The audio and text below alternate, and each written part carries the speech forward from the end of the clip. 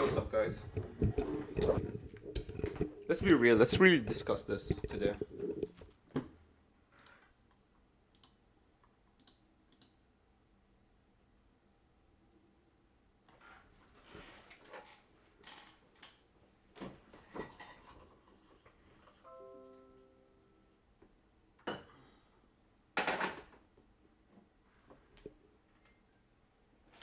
Put a bit too much, but we'll be alright. We'll be okay. Let me bring out the chat.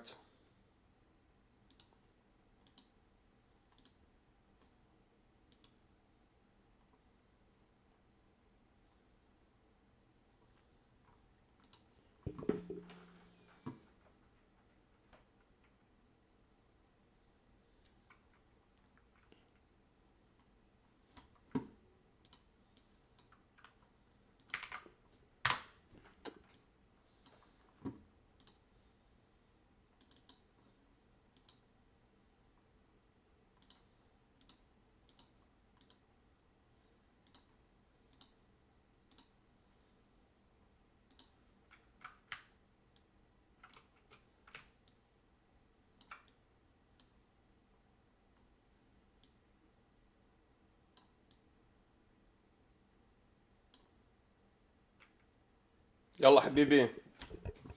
Yalla habibi. What's up, Vic? Bro, you guys think I'm joking, man. I actually made the game. It's already, like, the game I... Alright. Let's talk about this a little bit.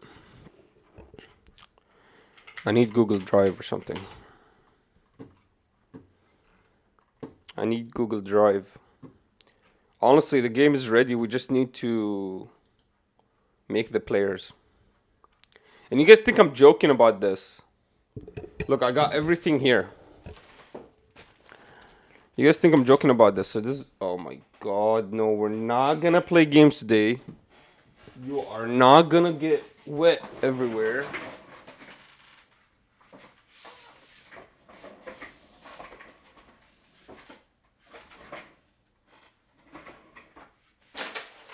Where the hell is the towel?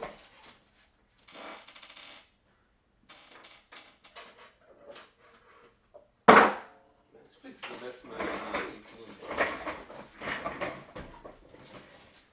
Hell no, I'm not here though. Alright, so this is the plan. I feel like we're not in Kansas anymore. Yep, exactly. We're not in Kansas anymore. Alright, let's look at the real plan, boys. So let me do a couple of things for you. So we're gonna do the game this way. We're gonna do the game like this. So we're gonna have... Okay, we're gonna have mana. Okay, so this is weird. It's gonna be a weird game. We're gonna have mana. So it's gonna be 6 societies: white, black, purple. I don't know. I can't get a better color than purple. Yellow is ugly as hell. Purple. We need red. We got blue. And we got green, right? So the idea is we make a demonic symbol, and this is what tells you that your game is gonna be good or not. If it's a strong demonic symbol, very strong game. If your signals are weak, it's gonna be a bad game. You gotta be super demonic. You gotta push a little bit. What the hell's my browser source? There it is. Okay. So this is how you know you're making a good game. So you really hate the OPTCG. I hate it so much. I'm gonna make a whole new game. Watch this. So green with red, red with black, black and green, and black and red. So these are the color combinations that we're gonna do. This is how you know my game is super satanic, and it like... Look, then blue and purple, purple and white, white and blue. Those are the colors that we're gonna do, combinations. Everything else, they're gonna be single colors. They're gonna do it by themselves. Then comes the art, right? So the art, I'm thinking like what's gonna be on the card, right? So the card is gonna have three things. It's gonna have the cost. It's gonna have the title. So title's here. The cost is here. So let's say cost 3, right? So it's gonna be 2 in a box, and then a symbol, either of a color, and this symbol could be of a dual color. So it could be blue or white, for example, like those symbols we used. They have to be a combination of one of those three. It has to be a combination. They have to link each other, and they can be together. Besides that, some of the cards are super strong. They're gonna be monocolored. So basically, you can call it with 2 any mana, and then one of these each colors. What do you think, Debo? All right, and then because we're gonna have shields, when you cast it from shield, it's gonna be 1 cost cheaper. Basically, it's always 1 cost cheaper. But I'm gonna write it down here. I'll say, because this is cost of 3, we'll do cost of 2 here, right in the middle. And this will be its cost if it got hit in the shield. You can call it out for this much. And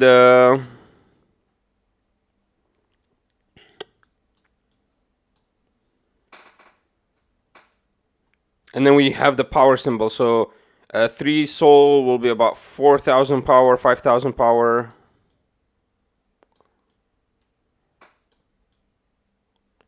And then we'll have the mana symbol here. They're either going to be singular colors, or they're going to be a color combination of one of those color combinations. So for example, we said it's a blue-white, so it'll be either blue and white. This is the only problem with this game. Is it's super similar to Cryptic in this, that the mana is dual colored. No other game does this. No other game does this where dual mana colors.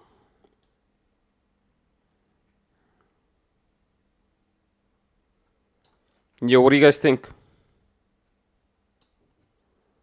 I'm serious.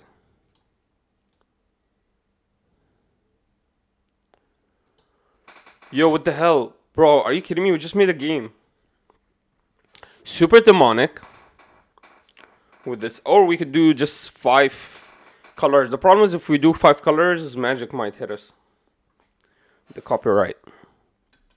Because the colors are going to be exactly like Magic. The only color I added is purple. And I want to do 4 colors, but I can't because then Cryptic will hit us. I don't know what's the right way to do. Bro, illustrators is the last thing. Bro, there's no funding, bro. I can make art using ChatGPT. Bro, you guys are joking, man. Make card arts using ChatGPT. Bro, you guys are messing with me, right? Bro, you could do it with ChatGPT, bro. Bro, all my art's gonna be AI art. Watch this. Bro, that's the easiest part. A popular AI tool that converts text inputs to images. Let's try this. Bro, that's the last thing you want is the illustration. The first thing you need to design the game. God damn it, guys. I'm in the hardest part right now is the design. The easiest part is the graphics. The graphics could be anything you want. The hardest part is the design of the actual game. Let's try to see what the hell is this. Hopefully, flip horizontal. Yep, right there. Yo, you can't even read that anymore, can you? It's upside down. It says, bro, but I don't know. It's upside down. Let me fix it. Transform, flip horizontally. All right. So let's go to Jasper, see what's up. Jasper apparently does AI art.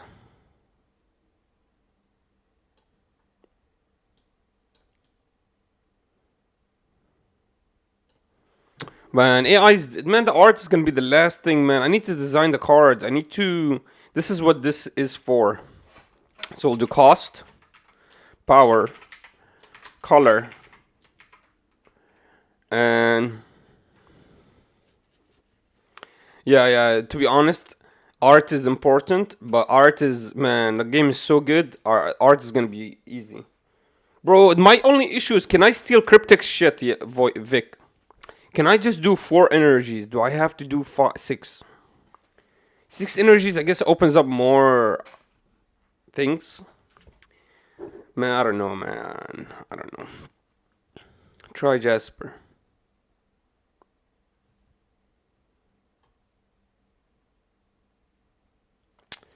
Free image generating AI.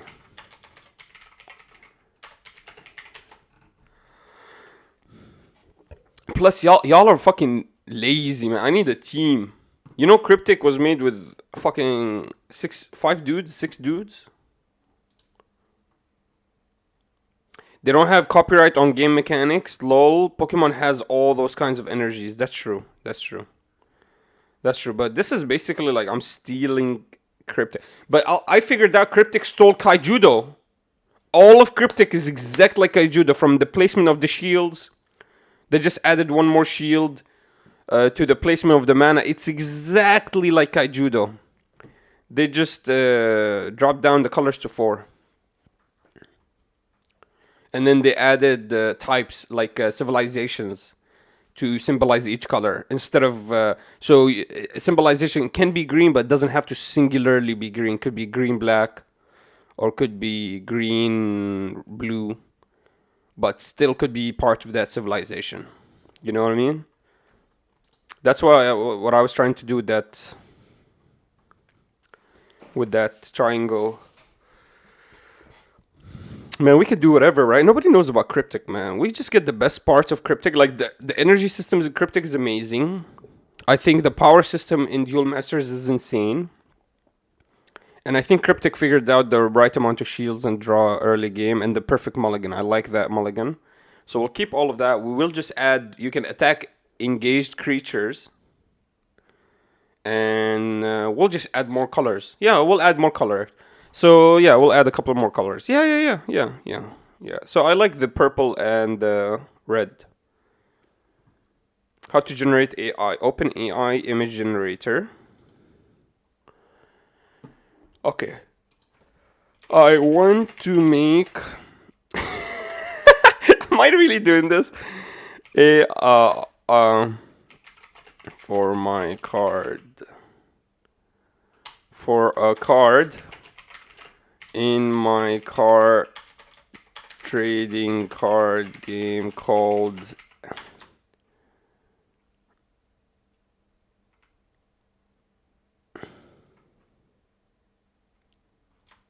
Battlicity.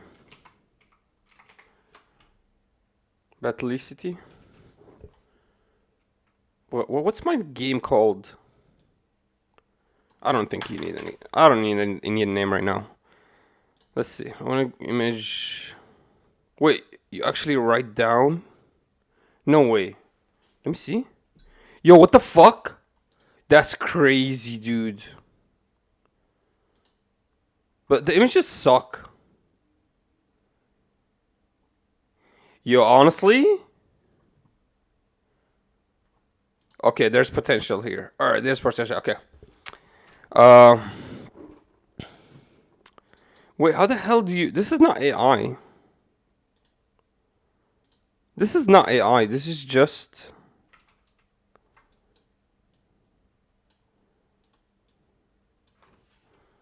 This is not AI.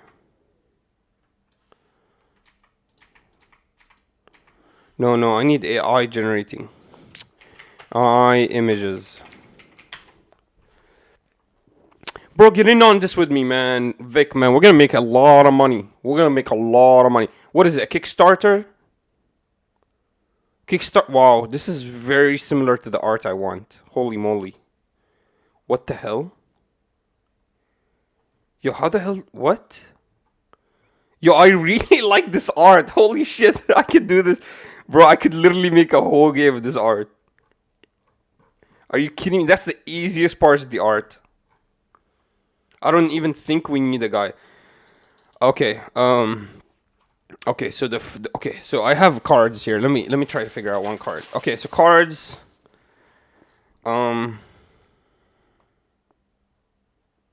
So let's say dragon. A huge, scary dragon living high up in the mountains and wears armor and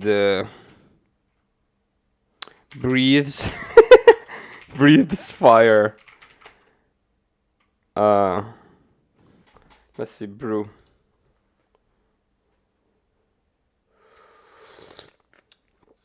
Oh my god. Oh my god. Are you kidding me? It gives you 33 seconds. It gives you an estimate how long this image is going to take to make. This is crazy. I don't know what's happening. Look, what the fuck? Dude, this is awesome. Or rendering. Rendering. Yo, this is actually cool. What the hell? I'm down for anything, not gonna lie. Bro, we don't even need our own funding, bro. We could kickstart this whole project. Honestly, we could do Kickstarter for the whole thing. And, you know, my channel is not huge, but I'm definitely gonna do a lot of content for the card game. And that's a big thing. Trying to make your own card game? Why not, Tyler? Why not, man? My card game is gonna be the best card game. Honestly, you guys don't even want to play any other card game except mine. Honestly. Like, bro, I thought so hard about this game. And you know what? It's gonna take everything good from every other game. We can take Rush, we can take all the good skills and keep all the shit abilities away. Like the Nami mill your own deck to win. I'm not gonna make troll decks like that. I'm gonna make serious decks. Yikes. Two-headed dragon. Bro, it's the same dragon. It's the same dragon. Let me see if there's more. Why is it two-headed? This one is the most accurate. Let's see more. Making more images from same prompt.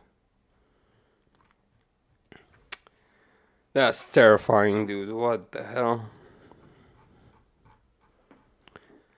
This is not the best images, man. But to be honest, man, the images is the last thing we should be worried about, bro. That's the easiest part. That's the easiest part is the images. Try Jasper. Let me try Jasper. I need to really try this guy. Start now. Why do I have to sign up for everything? Man, dude. Now I gotta go verify. Write better content effortlessly? How?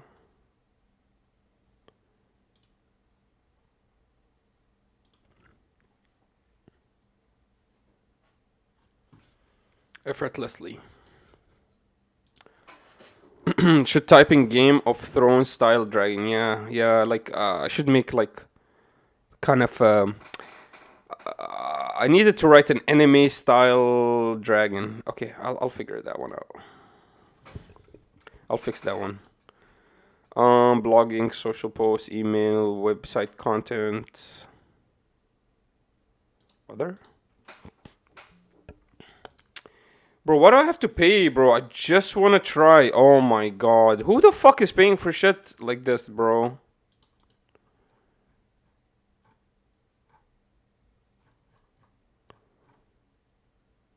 Guys, find me a good website for this. Okay. A futuristic world where dragons live amongst men and wear body armor and live in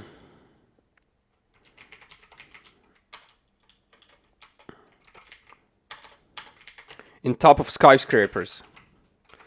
By the way, my game is going to be super relative to the world. So, for example, each nation is going to be basically part of the world. So the Dark Civilization, the Dark Wizards are the liberals. No pun intended. The liberals trying to destroy the world with their sorcery. You know, they magically alter each other's genders and they do power spells that can alter your whole clan space. And so that's the dark wizards. The noble humans are the religious strong humans. You're gonna be their pictures. They're gonna have a lot of churches, big. They're gonna be very religious, noble humans. They wear white, and I think they gain. Oh my god, what the fuck is this shit? That's fucking creepy. I said futuristic army that lives in skyscrapers, and they put skyscrapers in the back. All right, this is a little difficult to get right, but you can get it right. I mean, this is an amazing picture right here. I would use it in my art in one of my cards. Like this is a pretty nice picture. And then, for example, the mighty jungle is gonna be the green. They have mana control. The blue is gonna be the deep sea dwellers. They're gonna be sea monsters. We're gonna try to make like huge, beautiful looking sea monsters, kind of like how Duel Masters did it. And we're gonna make the sea monsters be able to manipulate their trash because they're deep sea dwellers. And then we're gonna make the noble humans manipulate their shields. The dragons can call each other out from the deck and do a lot of draw and a lot of effects that manipulate the deck. They can look at the top of their deck. The dark wizards, they do a lot of spells, counter spells. They can counter anything. The concept low-key sounds hype, and then there's a purple color. I don't know what the hell they do. Well, my idea is there's a zone. So I thought about giving each civilization a zone. So the sea deep dwellers, these deep sea dwellers, they can manipulate the trash can. So we'll give them the trash because they're deep in the sea, right? I figured. Mighty jungle, they're strong with each other. They can call each other out. They eat each other, and when they die, they go to the soul instead of trashed out. Kind of like recycled dinosaurs. They become energy, you know what I mean? And so it's gonna be related to that. Each one is gonna relate to their color, and their color is gonna relate to a game mechanic. But now we just gotta make the game. So here it is. So cost, power, color. The problem is I haven't figured out each color what's gonna do. So this is where you guys need to help me today. So this is what you guys need to help me with. So I need to figure out, okay, white is gonna manipulate shields. Green is gonna manipulate mana. Blue is gonna manipulate the trash can. Red's gonna manipulate the draw in the deck. What the hell does purple do? I know black is gonna do counter spells. Cosigns. They'll do counter spells. What is purple gonna do? You need aggro and mid range. Maybe purples are aggro. So this will be late game. Black is super late. And these combinations with black will be super late. And they'll be really strong with each other. Like they can draw, like red and black can draw a lot. And if you combine red and green, you can draw and get a lot of mana for free. Green and black is going to be a really strong color. A lot of mana, and you can get a lot of removal. Maybe we could do purple as the rushers. They're like super aggro. Maybe we can make them like... I don't know, like insects? I don't know.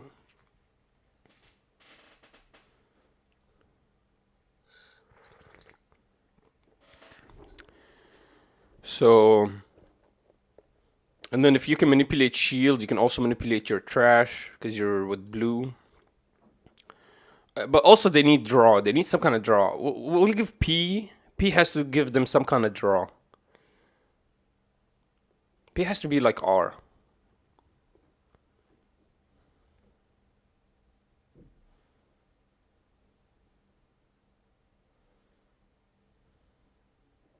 Fine, we'll make purple the weird color. We'll make purple a weird color. Any kind of strategies we want to test that we're not sure of, we'll test on purple. Man, I have my basics down, bro. I just gotta make decks cards. So let's say there's 6 colors. So let's do this. How many cards in initial booster boxes? When you purchase the booster box, you will get 36 rare cards, 108 uncommon, and 216 common. Opening packs from the same box makes it more likely to get a variety of cards out of 36 rares. It's normal to get at least 20 different rare cards. Booster pack science. What's booster pack science? Let's look at booster pack science. Booster boxes science.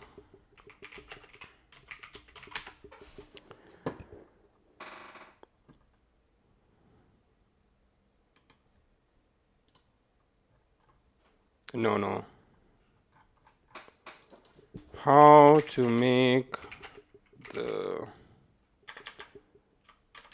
How many cards first booster box should have? I'm thinking it's 150 or 120 or something like that, or 180. Let me look. Let me cryptic Genesis box. What did the Cryptic Wave 2 Genesis have? It had bro,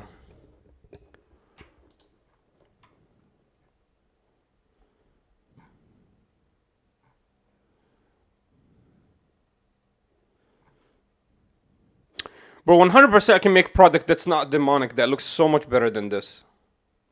Prevent from being KO'd, shadow like Jinn or something.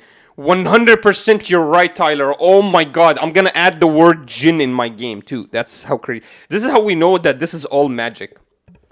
And this is all real sorcery. All these card games are real sorcery. Because these are real names. Like the Jinn, that's a real thing. Jinn. Jinn they're made from fire. You know about that? They're a creation of God made from fire. Jinn, that's why Satan was the first racist. He refused to bow down to Adam, and he said to God, I will not bow down. You created me from a ever purified fire, and you created him from mud. He was the first racist. That was Satan's first ever.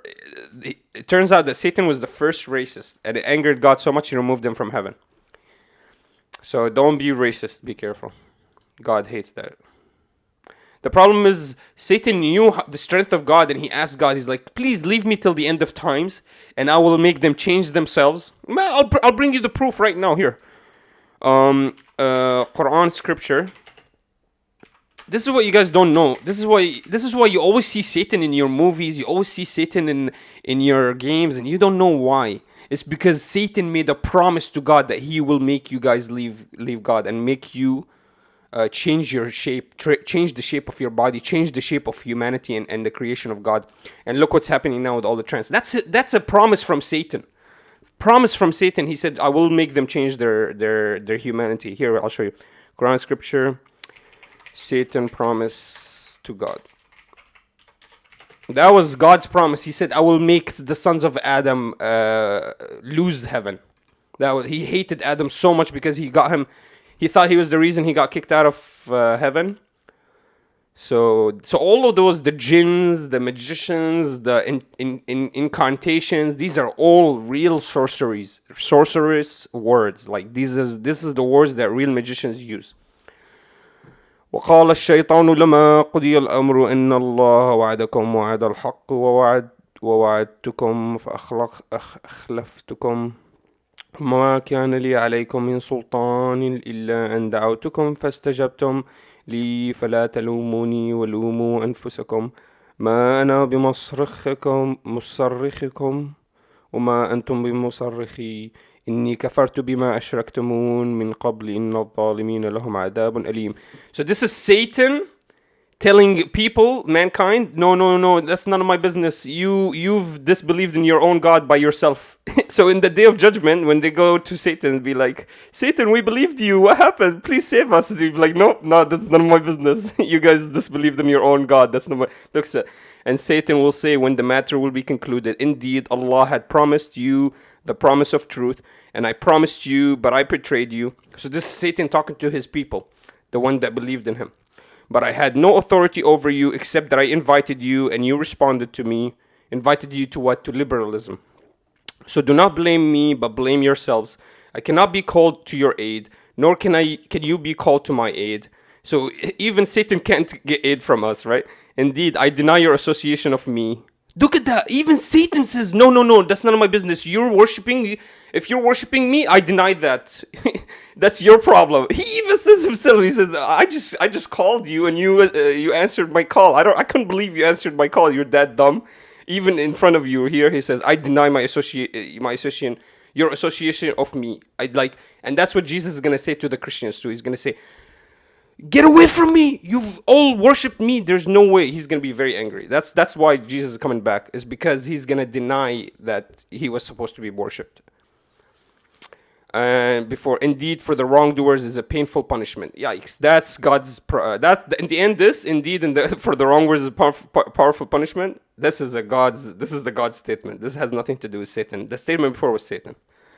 The Satan will say when the matter will have been decided, Allah promised you a truthful promise, while I gave you a promise and did not fulfill it. I had no authority over you except that I invited you and you accepted my call. So do not blame me, but blame yourselves.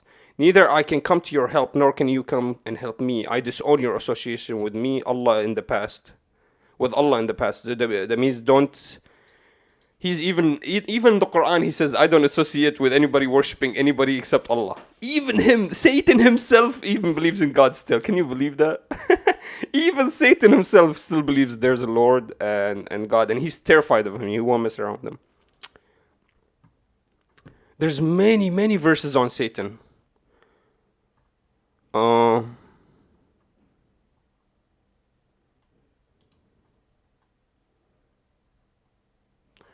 Satan promised to God for humanity to change itself. Look at this. This is terrifying. Oh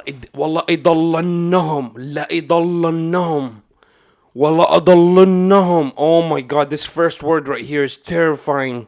وَلِأَضَلَّنَّهُمْ وَلِأُمَنِّيهُمْ I will misguide them. I will get them lost. I will make them lose their way, and I will make them wish for things.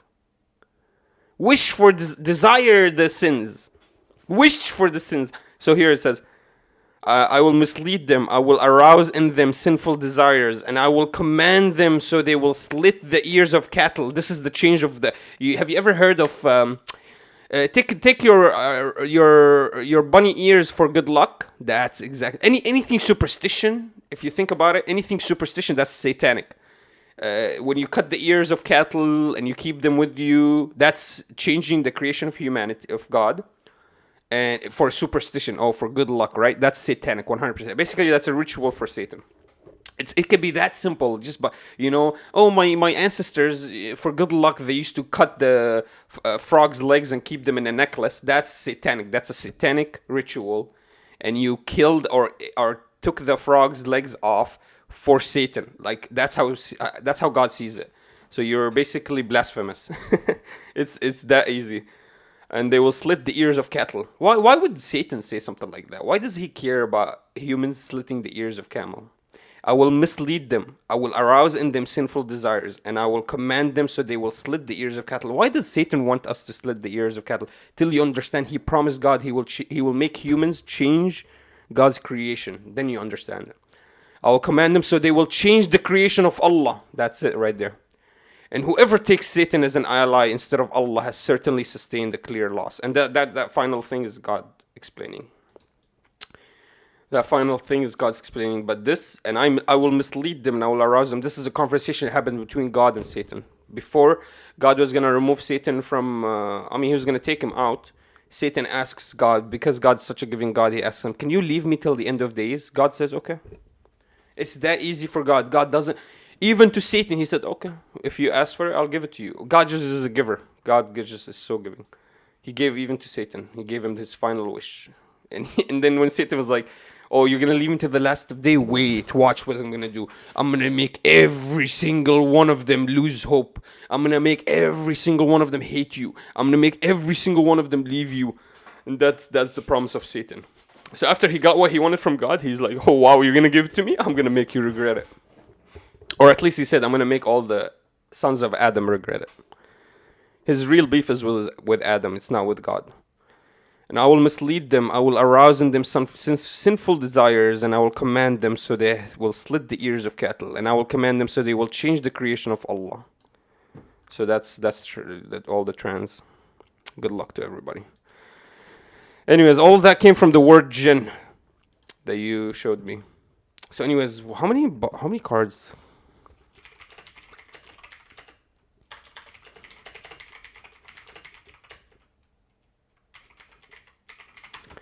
Let's see cryptic.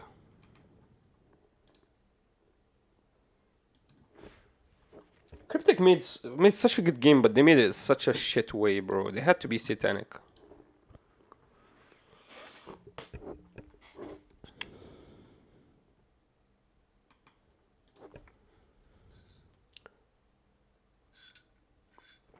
So I'm thinking each booster box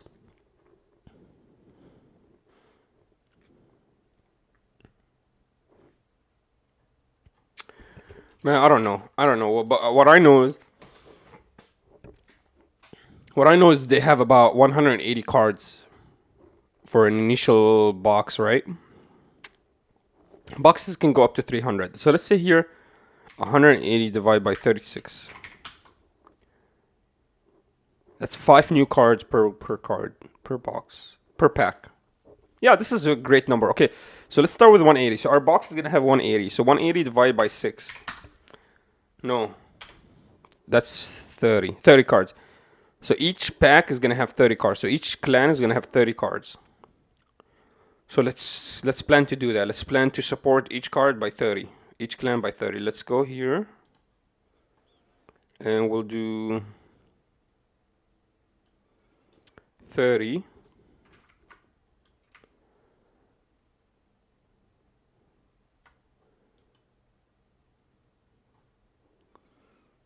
So at 30 we'll stop. So we'll do another one, cost, power, color. Then we'll do another one, cost, power, color. We'll do another one, cost, power, color. We'll do another one. And we will do one last one. Then we'll put these in a table. I don't need to put it in a table, but this will... Can I put this in a table?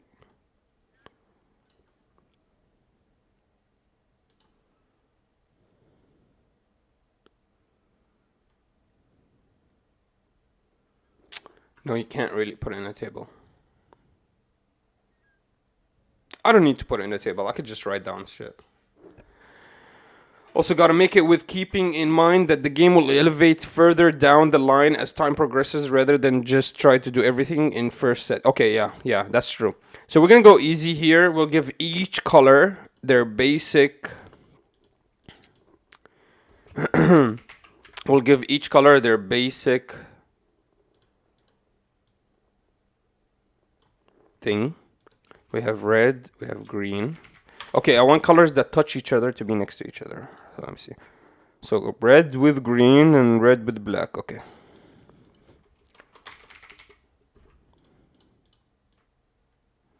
And then later we can add color combinations to this. And I'll show you what I mean. Like we could do black / green in some of the colors.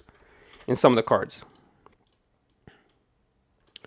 And then the other colors will be together. So white.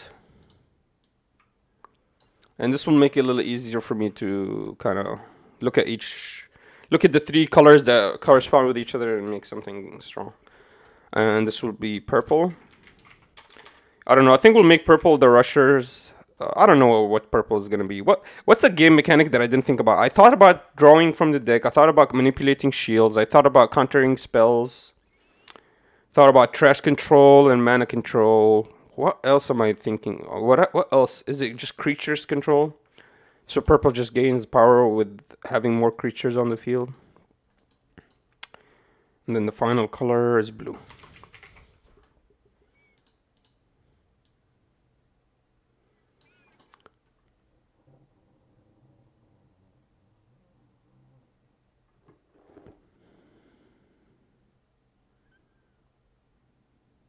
I think it'd be a lot more successful in the beginning of the game if you just make starters of each clan.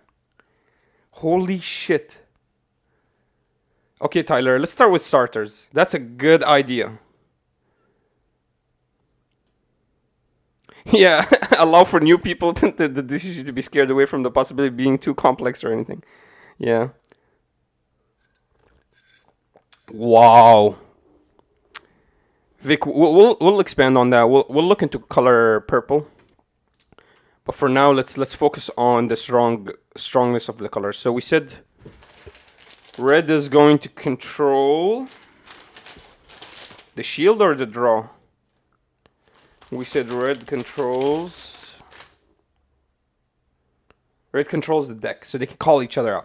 So I'm thinking we'll start with a couple of red spells. The cost of the spells, for example, 3. And what it does is it searches for cost. Okay. For cost 3. Is that broken? Is that broken? To search for cost 3. Okay, first we'll do that. We'll cost 1. Look at top 4. Put 1 in hand. Put rest at bottom. Yeah. Okay. That's 1. This is a spell. Let's do another 1 cost spell that does this one will be red, green. All the spells will actually be a combination of colors. So we have green. Okay, this is going to be red, green, so I'm actually going to combine it with mana. So look at top 4 cards, put 1 in hand, and 1, and 1 rested mana in mana zone, and rest to bottom of deck. Wow. Okay, we'll make that a 2 power. That's a little bit too strong. You get mana, you get a draw. No, wait, you get to look at the top 1, 4, put 1 in hand, and 1 rested mana. Oh, wow, that's really strong. Maybe we'll make that a 3, actually. We'll make that a 3. So 1 will be, look at top 3. Pick 1, rest to bottom. So it's just a +1. I want to give... what else can red do? Red can control opponents' decks as well. So red can... For 1 mana... Look at opponent... Top deck. Put it on bottom. Or leave on top. It's a small ability. It's just an extra card. It's a common card. It's nothing crazy. Yo, am I doing this?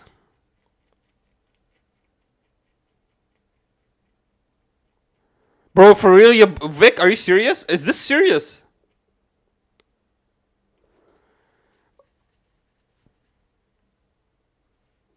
Are you sure mana's trademark? No worries. I have energy stones. We could call it energy stones.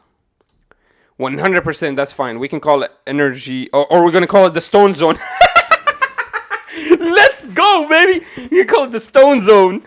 The stone zone. Yay! So we give a combat zone, trash zone, stone zone. Oh my god, this game is serious, bro. We're actually gonna make this game happen. 1 rested energy. They're energy stones, right? So it's gonna be the stone zone. 1 rested energy stone in the stone zone. Oh my god, yes. I like the stone zone so much better. Have you looked at Grand Archive? I think they have a cool like leader mechanic you'd like.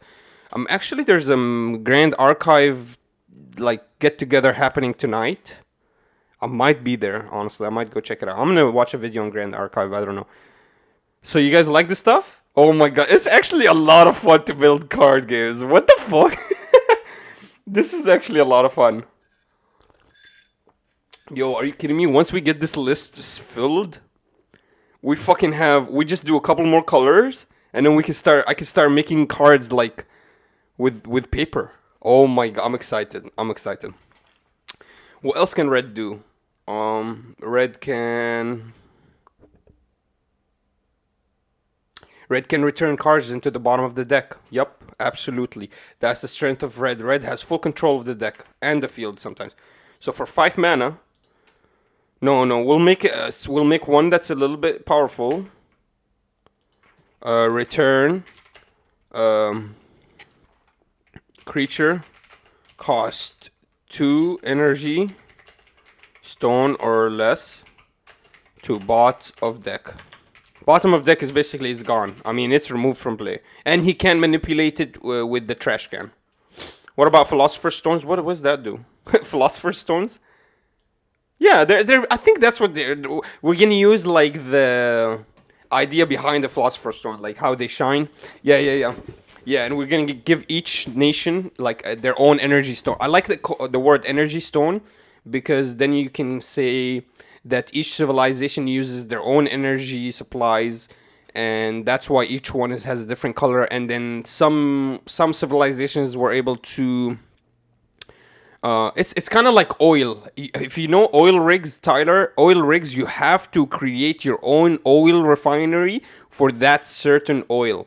So you can't just put any kind of oil. Like, you can't bring oil from Brazil and oil from Russia to the same refinery. It has to be either Brazilian refinery oil or Russian oil, right? So that's what we're going to do with these energy stones. These energy stones, they're going to be uncompatible with anybody except other stones that are in that region. So red and green, red and black, they're going to be combined with each other. But any other stone, red cannot combine with any other color. For example, the refineries just won't work. That's my idea behind it. And energy stones make sense. It's like, this is very similar to what we're doing here. We're looking for energy from the floor. It's not stone, it's liquid, but it's very similar. That's my idea behind it, is we can make a storyline.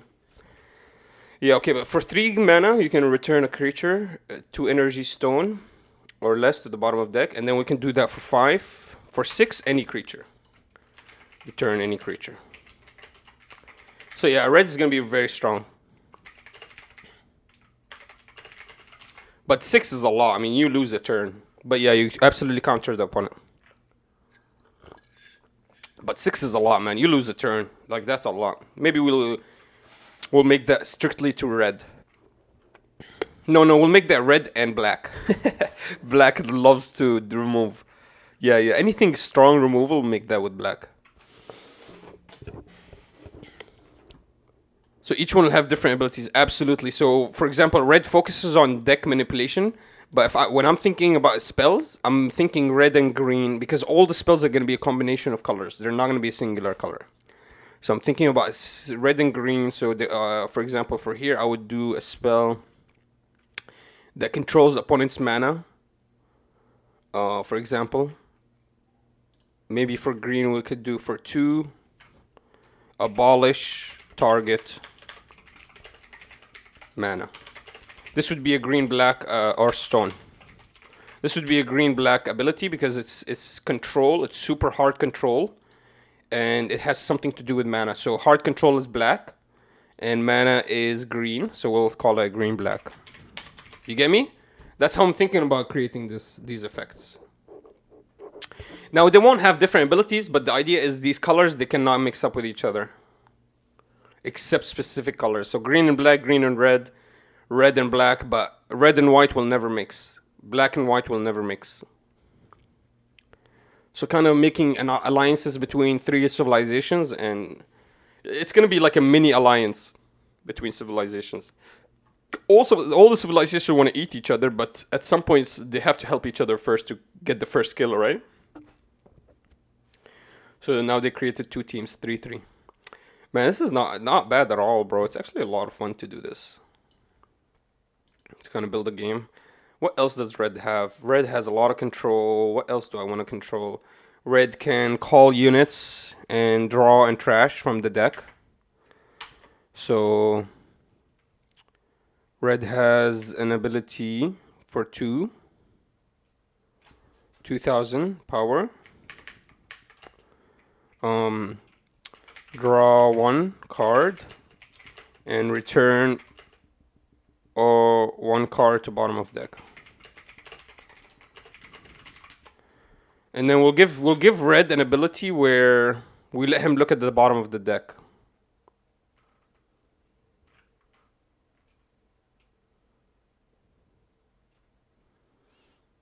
Okay, yeah. So this is what I'm gonna do. For 3,000. Oh my god, look at this ability, bro. For 3,000 power, you can now draw from bottom of deck instead the top. Oh my god. As long as this creature's on the field, every time you draw from the bottom of the deck. Bro, I love making cards. This is so much fun, dude. You literally make anything you want, and then later you balance it. If it's broken, like, I don't think it's broken. Like, 4 for 3,000, that's really not broken. And plus, I want something that really breaks the game, like makes special abilities. What kind of big monster would this dragon have? This dragon would have 7 mana. Return every character. Okay. Okay, not for 7 mana. We'll do for 5 mana. Abolish. And 5 for 5k. Abolish. To destroy. To return all creatures on field to bottom of owner's deck. Yo, Tyler, this game is broken. That's very similar to a Yu-Gi-Oh effect. Are you sure? Bro, I've never seen an effect where it lets you draw from the bottom of the deck. I've never seen anything like that. I did see the abolish and return cards. Usually it's abolish and trash cards, but here I'm returning them. The idea is you don't want to trash every card because then blue can get really strong. Because blue gets stronger with trashed abilities. So red, because he has so much deck control, his removal is going to be into the deck. For green, his removal is going to be mana removal, right? Black is going to be removal of everything. White is going to be removal of creatures.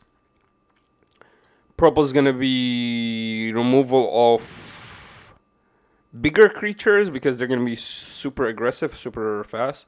And then blue is going to be actual removal either by trash or by KO or by return. It doesn't matter. Man, what other abilities does red have? I want a really strong ability here. I want something that they can call. So 6 mana is not too much. I think that's the maximum from now. We're not going to make anything above 6. And we'll make this the strongest. So we'll make it 7,000 power. And we'll say this creature can attack disengaged creatures. No, we'll give that ability to white. White can control creatures like that. So, when enter, return 1 creature to bottom of opponent deck. Yeah, we have to have some kind of removal for this to land. Man, I don't know. I don't know, man. This is getting a little bit weird. This red deck is getting a little bit tough to balance. We can give it a couple extra cards, spells. What's a good spell? Red and black, we could say counter a spell.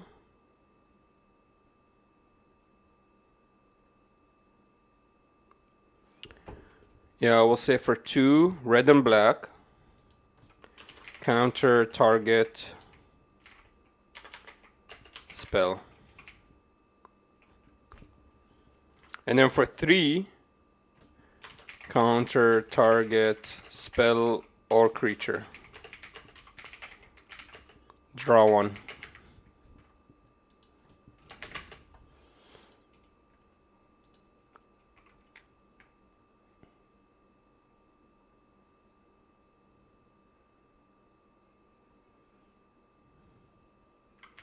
And again for 2, counter target ability. But no, I shouldn't give this all to red. No, I don't want to give this all to red. I don't know what counter even means. But basically, like, it doesn't allow it to happen. Maybe we call it respawn.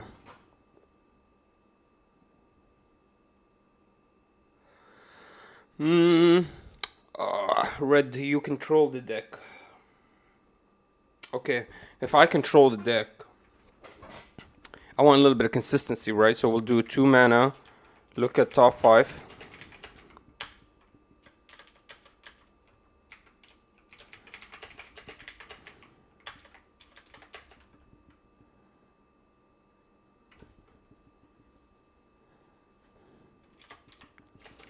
Discard 1 card, add 2 cards to hand, rest to bottom.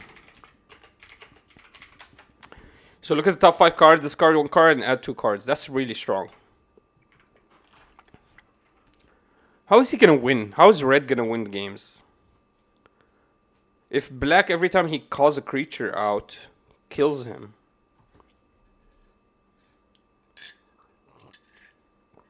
I know how he does it.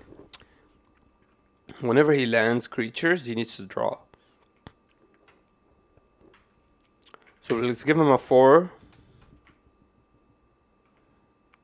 3000 creature. When enter, draw 1 from bottom of deck. Let's give him a 3 cost, 3k power creature that cannot be targeted. We'll make that a 4 for 4000. Let's do, I don't even know what I'm doing, boys. But let's finish this color out. Then we just need 1 more color and we'll be freaking set. I can make these cards and we can literally play games with them. And we figure out if they're strong or not. So it doesn't matter. Let's just go crazy with this. Let's call it red. Red wants to control its own deck. But I don't want to give everything red once. So right now we're just going to draw from the bottom of the deck.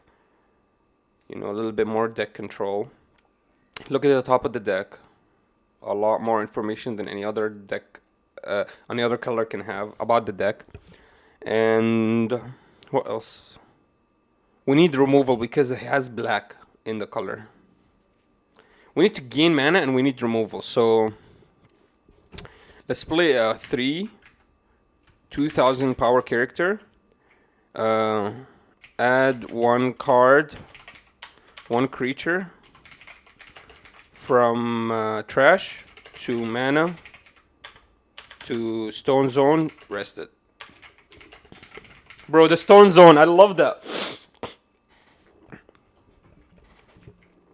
And we'll give 1 spell for 3. Abolish opponent stone, energy stone. Abolish target opponent for 3. Then for 5, abolish 2 stones. No, we'll make that a 6. That's a lot of control. Abolish 2 target energy stones.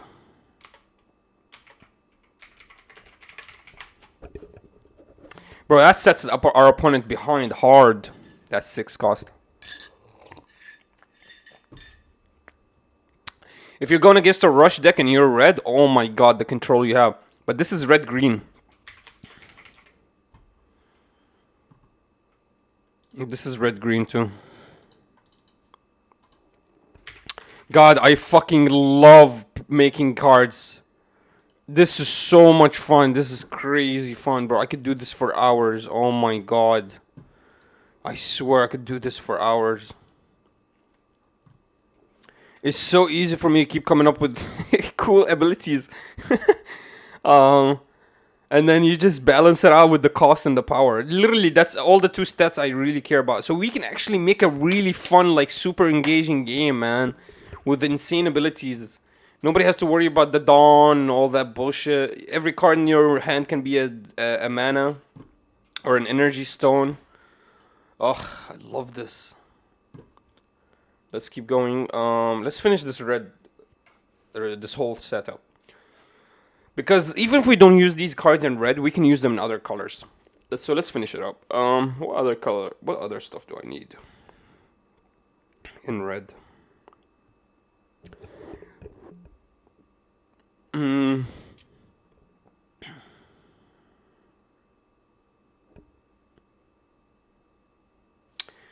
All right, we'll do for 5,000. Target opponent. Opponent cannot add. No, that'll be straight green. So red will be 5,000. Opponent cannot add cards from, or when opponent add cards to hand from deck, he has to trash one. Wow. So if he wants to start adding cards, he needs to get rid of this monster somehow.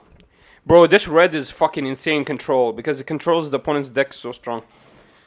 Oh, this is gonna be a fun setup. It controls its own deck and the opponent's deck. So now I can draw from the bottom. I don't want to do something crazy where you just call creature that you name. You give a creature soul 3 or energy 3 and you just call it. No, that's horrible. I don't want to do it. That's a little broken.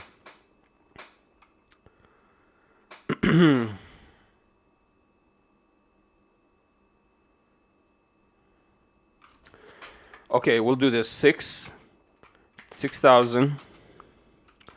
Call one creature from bottom. What are you doing? Dagan, I'm making a new card game. Look when enter. Look at bottom 5 cards of deck. Call one creature from them to field. Damn, 6 mana for 6,000. You get 2 creatures, possibly another strong creature. That's huge. Yeah, that's huge. That's huge. Now red. A new card game? Yeah, absolutely new. Look. Look, this is how the card game is gonna look like. So the cost is gonna be here. This is the name of the card. It's usually gonna cost 1 less when it's in the shield. So you can play it for 1 less every time. But I'm gonna give it a number. I'll put the number right in the middle. Only 2 numbers. There's really only 2 numbers you're looking at. It's the cost and the power. And the power is basically power. Basically act like this is a 4 here and a 4 here. All my cards are gonna have the same attack and defense. So I don't have to worry about attack and defense. I just give it one number, 4,000, and it can attack for 4,000, it defends for 4,000. And then we give it soul color, so we give it a color. So the way I'm thinking about it, if you ever looked at Cryptic, I think their soul energy, the way they make their energy resources is insane. And then we came up, here's the satanic, here's the satanic, this is the satanic ritual. So white, green, blue, red, purple, and black.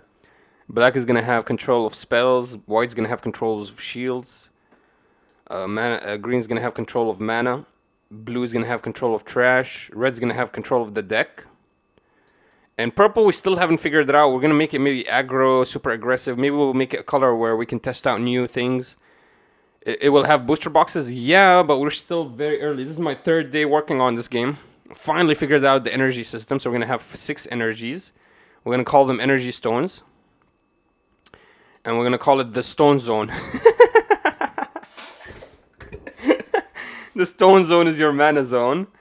Then you're going to have your combat zone. And then we'll put the shields here on the side. And then, yeah, bro, this is a serious game. I'm serious about this. At some point, once I'm done, man, you're a legend. Not really. I'm not really that smart. And then, what do you think about? Here, let me show you. So I'm making the first set right now. I don't know if this is good or not, but we can balance this out later, right? The gun, man, I was bored, man. I'm playing everybody's card games, and I keep hating on them, and I keep crying and bitching. And Bandai is never gonna listen to us. No matter what, even if we love the game, like if we want any changes, it's gonna be very hard for us to put them. So why not make my own game? I can go shoot it in Kickstarter. I can make content on it and you know, kind of make advertisements on it myself. And honestly, bro, it's so easy to make art. Look at the art we can make with AI. Look, I made like a futuristic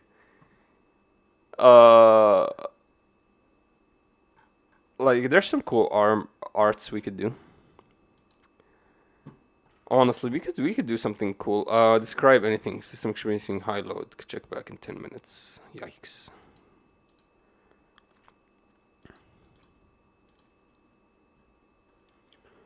Man, so yeah, I'm trying my best. Man, Cryptic is an amazing game. It's just too satanic for me. So I'll make my own game. It's gonna be very similar to the game though, Cryptic. But we added new colors, and we're gonna. And do you take donations for it? I mean, we just started the gun. The gun. What I'm thinking about doing is we're gonna do this. No, not Kick. We're gonna do Kickstarter. So help me make some of these cards.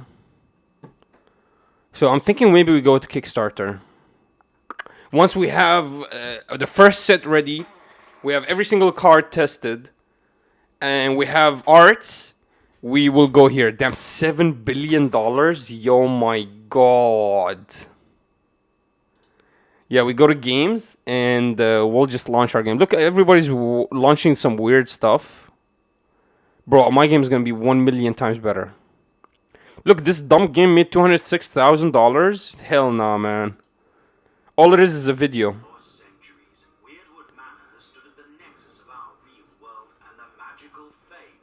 Yo, that's a lot. I'm gonna have to make all of this. Oh my God.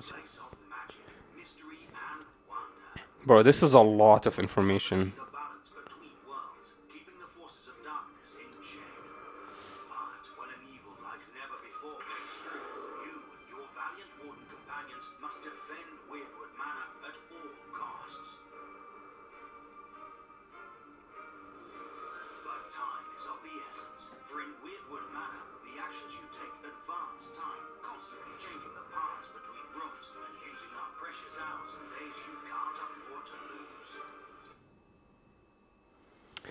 Wow.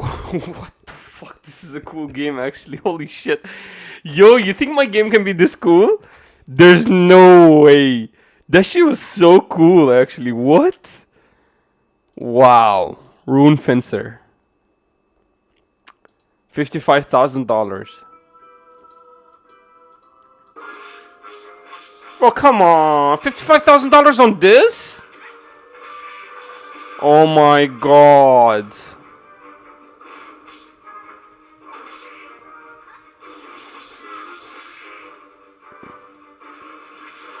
Oh my God.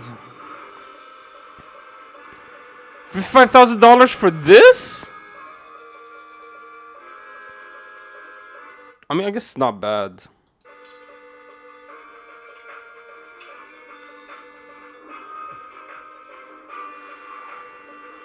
I would never play this game, but yeah, that's cool. All right, let's go back to this. All right, help me the gun. Let's make a couple of cards. So red controls the deck. Look at what I've already made. I've made some cards. Look at the top four. Put one in the hand, one rested energy stone in the stone zone. Rest to the bottom. Look at the top three. Pick one. Rest to the bottom. This game is literally Hollow Knight clone. Really? See, that's what I'm saying. All these games are literally cloning each other. Why can't I use the best things about a game and make a game out of it? Like, I want to use the best parts of Cryptic and remove all the satanism from it and make a cool game. And I'm going to make a game so cool that, like, if anything's broken, we fix it in one night. Like, we fix it the same night. We don't wait. We'd be super, super, like, involved. So this is the idea. The idea is green and red and black can mix, and black and green can mix, but every other color can never mix with each other. So white and blue can mix, blue and purple can mix, purple and white can mix, but white and green will never mix. White and black will never mix. You see me? This is the satanic part. And so So the way I'm thinking about things is when we make a spell for a red, we'll give it draw power, and then we'll give it either mana power or removal power. That way it'll either be a red-black spell or red-green spell. You know? And that's how you know if it's a red-green spell or what. For example, here, it says abolish 2 target energy stones. This is a red-green spell because it controls mana. Let's keep going here. We'll make a 2 for 2,000.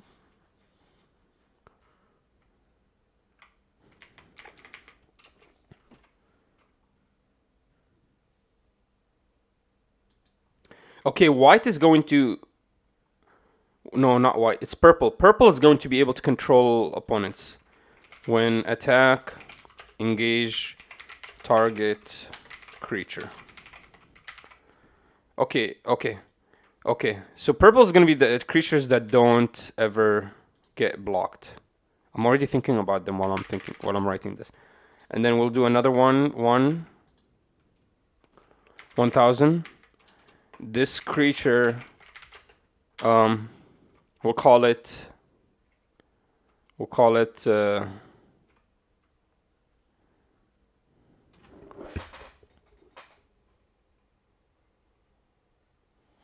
what's a good word to say unblockable?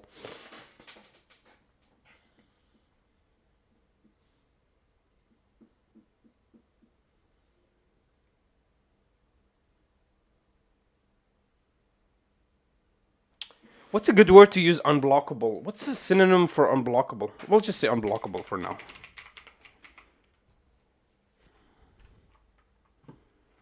We want unblockable except by things that has that word, the keyword. So we'll give this 2 for 2,000. Unblockable. We'll give that keyword to it. We'll give him a 3 for 3,000. 3, wait. So we'll give each color an unblockable word. 3 for... no.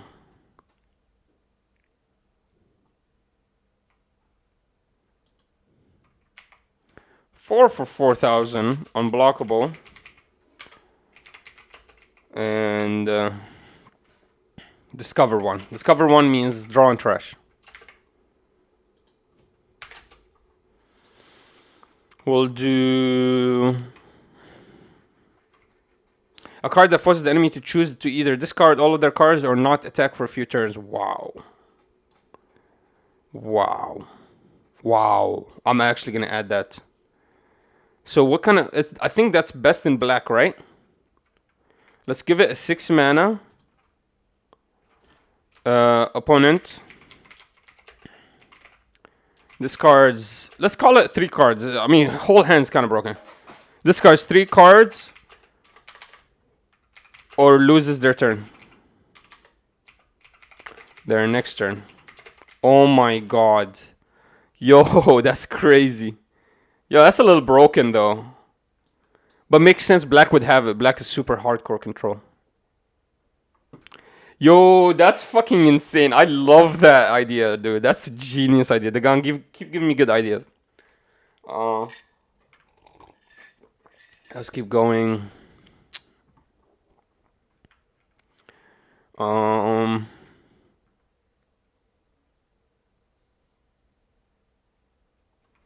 We could do red and black, so we'll KO something when we land. So 4 for 3,000.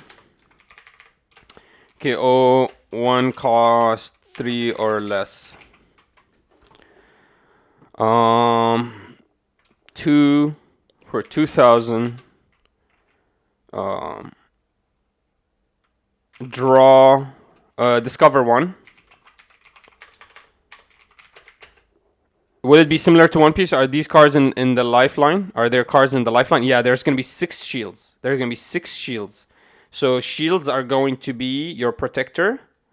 And you can either put them up front for 6 of them, or you can put them on the side.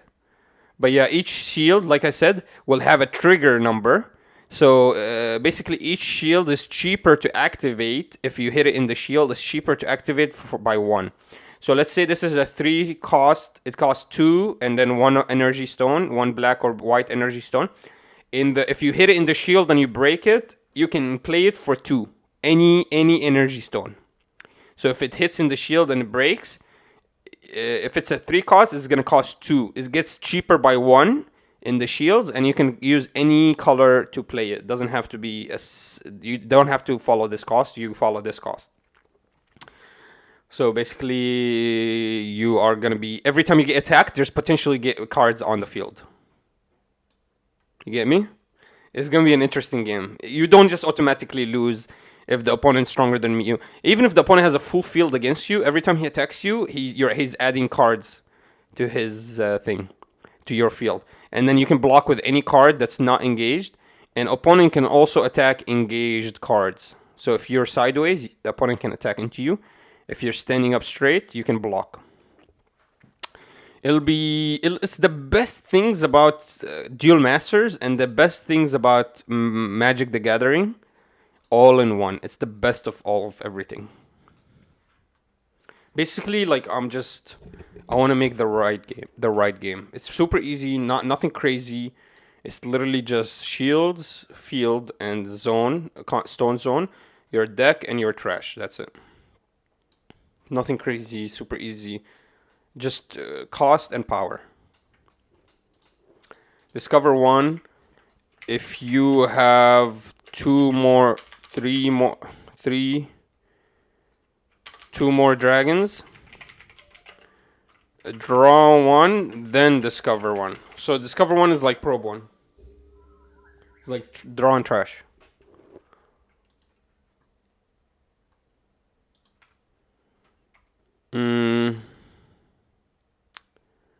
We'll say this is unblockable. Discover 1.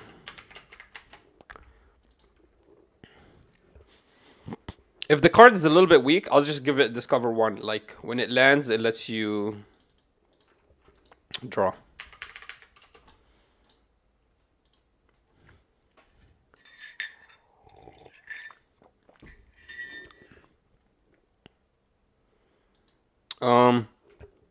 Bro, I can't believe I'm 5 cards away from finishing this red set. That's crazy. What other things do you want to see in red? Red controls their own deck and they control the opponent's deck, so they can force the opponent to put cards to the bottom of their deck. They can force the opponent to draw from the bottom of the deck instead of the top. Okay, actually, let's do that. For 4, opponent has to draw from bottom of deck for rest of game. For 4, it's expensive, but freaking changes the whole gameplay, bro. We will say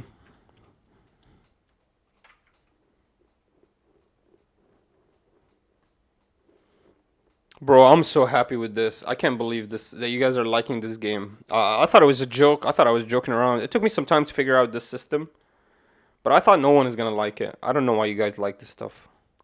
I don't know why you guys are excited about this.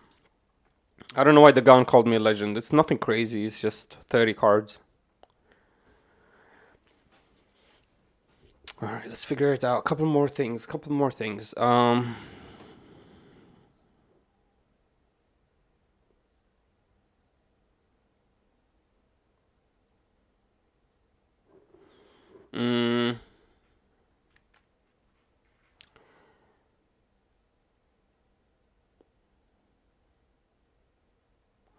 Okay, for 6 mana. Okay, we already have 6 mana returning card. A card in play if you and your opponent have the same number of lives, then the enemy discards a card. You're genius, dude. What the hell? I'll add that for the shield. The shield controllers are white. We'll make that a 3. No, we'll make that a 4. 2,000 power. Super weak, but it's super strong. If you because white controls the shield, so white's the one that has control of shield. So the white is the one that corresponds with shield play, right? This is why I love giving every color their own attribute. Like if you give me something with shields, immediately go to white. If you give me something with mana, you immediately go green. Add it to the green deck. 2000, if you have less life than opponent, they discard one card. Only use once per turn. Alright. For red, what's a safe way to draw from your deck? For red, we'll do 2. Draw 1. Draw 2. Trash 1. No, draw 1, discover 1. So it's draw 2, trash 1, basically. It's a 2 mana, draw 1, discover 1. Yeah, we could do that. Yeah, that's easy. Or we'll do discover 2. We'll draw 1, discover 2. So basically, you draw 3, you trash 2. That's a really strong one. Lets you cycle through your whole deck with 1/2 cost character card. This is gonna be a really strong card. This one. It's gonna let you cycle through the deck. It's insane. It gives you cards in the trash. It's really strong. We'll do.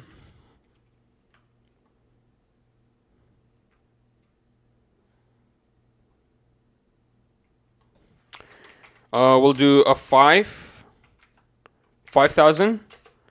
When enter, and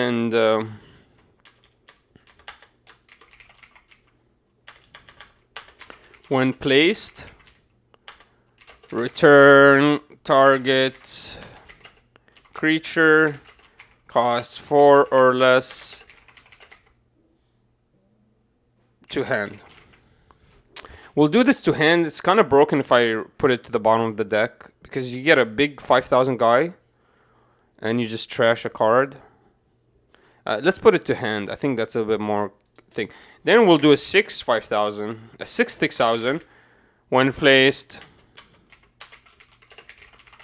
return target creature cost 5 or less to hand. I think returning to the bottom of the deck is kind of broken. I think it would be very cool if there were many uses for the trash. Absolutely. So who uses trash? It's blue. Blue are the deep sea dwellers. They dwell in the ocean. So I thought, okay, it would be cool. They dig deep in the ocean, right? So they dig deep into their trash can. So whenever I come up with any trash abilities, of course, we're going to put it in blue. The gun, I already have everything thought about, man. So this is just draw abilities, controlling the deck of the opponent and controlling your own deck. So I thought a cool way would be to draw from the bottom of the deck, right? Because sometimes you can get information about bottom of the deck, but nobody uses it. You can.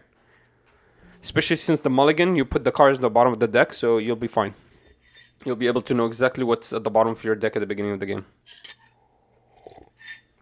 Do you have any types? So each civilization is going to be a color. So these are the noble humans. The white is noble humans. They're going to be like sophisticated, armored up, think of King Arthur, like the old medieval times. The churches and state are with each other. The church commands the state, and so they're like biblical fighters. These are the black. These are dark magicians. These are the death magicians. They are humans that broke away from their traditional godly worshipping traditions and accepted Satan. I don't know what purple does yet. I'm not sure. Red are gonna be the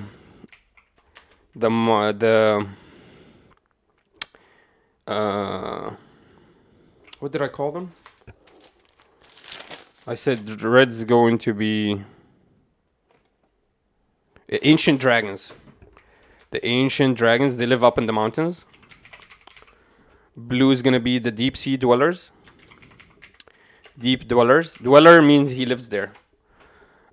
Green is going to be the mighty jungle, and they control the mana. And yeah, so every one of them is gonna have their own type, and these types, yeah, they're gonna be used to give more abilities. I don't know what purple does yet. I still don't know. I just added this color. I was thinking about 5 colors before. Now I added a 6th one. I don't know what purple does. I haven't figured that one out. Help me with that one, and we'll figure it out. So yeah, those are the types. Really, these are civilization. From the civilization, we'll make some types, and then they'll maybe work with each other. So set 2, set 3 will focus on the types. Set 1 is going to focus on colors. So our final card will be 5. No.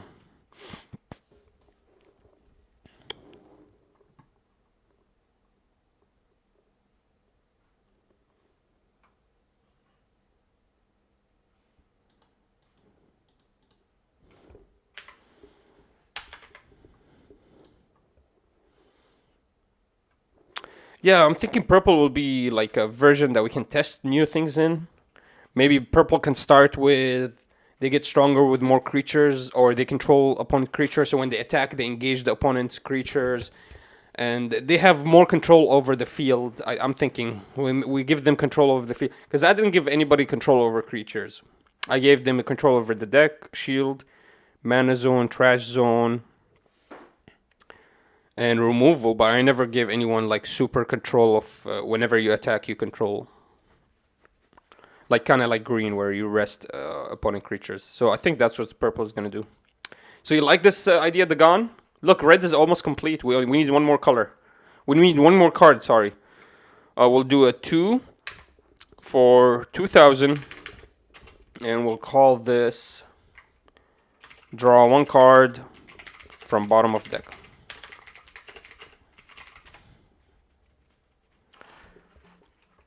How about we make discover from the bottom of the deck, not from the top? What if we make discover, like search from the bottom of the deck, not from the top? No, that would be weird. No, let's keep it like this. So yeah, that one card lets you draw from the bottom of the deck. It's not crazy. It's kind of cool. All right, so we're done with red. Red is done. Now what I'm gonna do is I'm actually gonna write down each one of these cards into a piece of paper. Here, I'll show you. I'll put it like here, and then I'm gonna cut it into the cards, and I'm gonna put it into a deck, and I'm gonna try to play it later. So this is red complete. You think we can complete green? What does green do? Green does mana manipulation.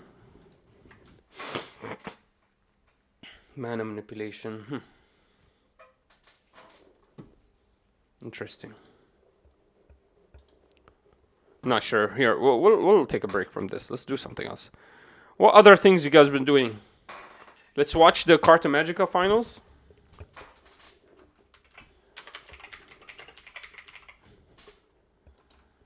Yeah, let's watch the finals.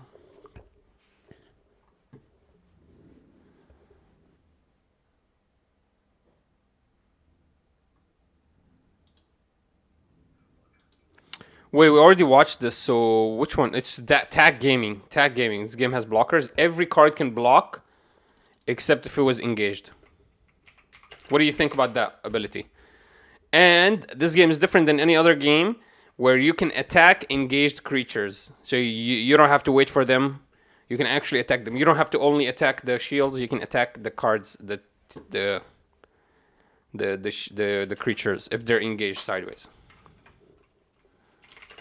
What do you think about that idea? Or do you like it to have blockers? I think having blockers is stupid. I think if every card can block, it's much better. I don't know. I don't like giving everyone an ability. Okay, let me go to Facebook. I don't know. I can't find this. I know Tag Gaming just made a thing.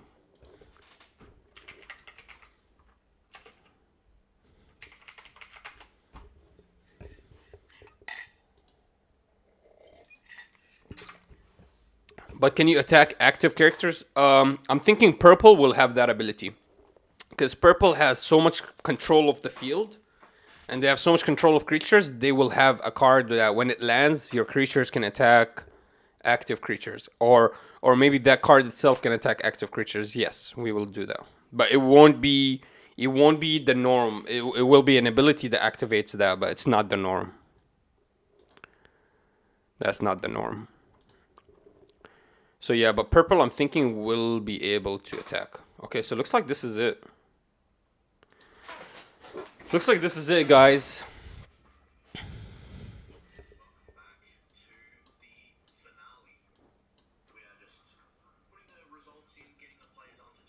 Hey, I love the accent.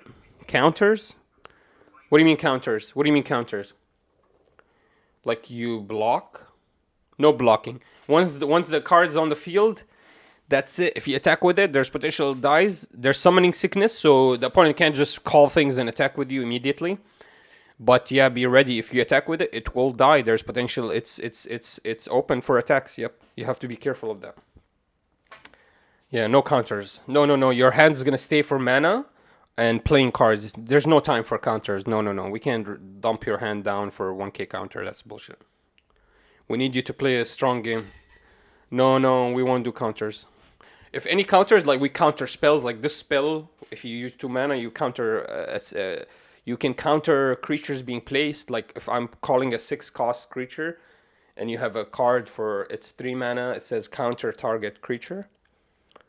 That means before he lands, you kill him. Yeah, you could do that, but you can't counter with. No, it's different than One Piece. Totally different from that. All right, let's see. Where's the finals? So it's kind of a messed up finals because tag games, all 4 top 8 decks were like red decks. So I already called this out, guys. I told you guys One Piece is gonna be the reason. One of the reasons I really am not liking the game is it's very racist, and you guys don't understand what I'm saying when I say it's very racist. It's extremely biased to one color, extremely. So yeah. All right, looks like this is the finals. This is the final game, so let's just check it out. We'll commentate on it, and yeah, you guys are here. We'll watch it together.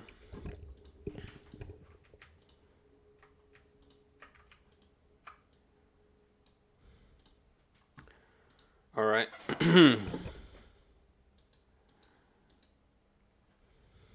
All right, guys. Tag games finals. Jasper versus Stefan, Edward Newgate versus Zoro. The color red. Who will win? Let's see. I actually think Zoro is. It's a really good matchup for him here because Zoro can call out his characters, give them already plus 1,000 for 1 Dawn. So allowing for that 6k base to land from his leader as well as from his usual character. So if he plays a Zoro for 3, as long as he has 1 Dawn underneath his leader, that Zoro will still land its attack. So it's really not that bad. I really do see the potential of Zoro, and I really do believe that this is a strong matchup for him. Let us see. Already, Jasper looks like he lost his first game versus the Newgate. Newgate starts with the Nami, really strong start. 1, 2, 3, 4, 5. And let's see what does he want to pick up. Probably a Jet Pistol might be available for him. We do see a Brook there and another Nami, so I think that's his only target, is to get the Brook. And Jasper was really excited about that. Yeah, maybe he didn't like that at all. So let's see what Jasper wants to start with. With 2 Dawn, he is going to draw. We do see a Robin, just drew into a Nami. We can see him getting excited for the Nami draw. Still going to opt away from the Nami and go for the Dawn. I think he got excited because he can feel and see that he's going to get a pretty nice game here. He has every card he wants. I don't know if he regrets not using Nami there because we did see a Jet Pistol that he couldn't pick up because he chose the Curly the Dawn. But we do see a bunch of Gordons in his hand, in Jasper's hand. Do see a Robin. It's going to be some strong control. If he can get that Robin off and, wow, and not get retaliated, that's going to give him a lot of pressure. But, of course, Whitebeard can kill that Robin with 1 attack. 6k base is huge. Nami comes down again for Newgate. This time getting a Luffy, really strong start. Now he got basically he got the cards he needed. Got a couple of characters on the field to maybe kill the Curly the Dawn if he attacks. And strong setup here for Red. I don't think he is going to do anything else except attack with 8k. Yeah, it's going to land 100%. And Newgate loses his second shield in a turn. So this is exactly where Jasper wants to be. He wants Newgate to go first. He wants Newgate to take the early damage. Can he come strong? He could play a Nami, go for the Robin, and maybe get down a Gordon. Let's see what he wants to do. He starts with that 6k swing with just one Dawn underneath Zoro. Very easy to block. And Robin lands. Oh man, if this Robin can land and stay alive for one turn, he's going to see some value from it. It's going to take out one of these Namis. I don't see there's any way for the Newgate to respond to the Robin. I'm not going to lie. Wow, Zoro actually blocks. That's a little bit early to block, and he loses a 2k for it. I don't know if that was a great idea. He could have just taken that damage. He's very healthy, has a lot of power. Wow, 2 blocks there. So now we are really behind. We lost a lot of power. Hopefully we'll be able to... This won't hurt us. We lost 4k counter value when we could have just taken those hits. It's fine. We're healthy. We got a lot of HP. We got a lot of life. Let's see what we want to do. We do also have that Robin on the field, so she's going to start pressuring really strongly. Could pressure that Luffy, get rid of him, and also at the same time getting rid of a Nami. That's really strong. Starting with the Nami, is this even something that we need?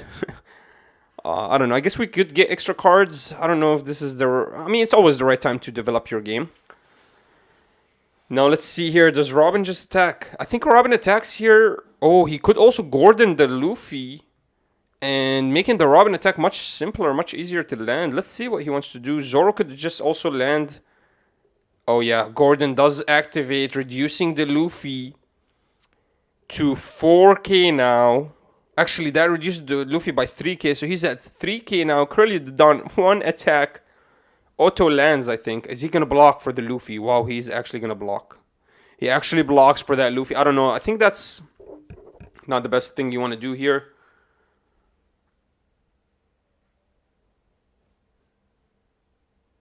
Uh-oh. What just happened? Did we just see a misplay? Because I just saw him blocking with a Luffy. And then he picked up an Otama.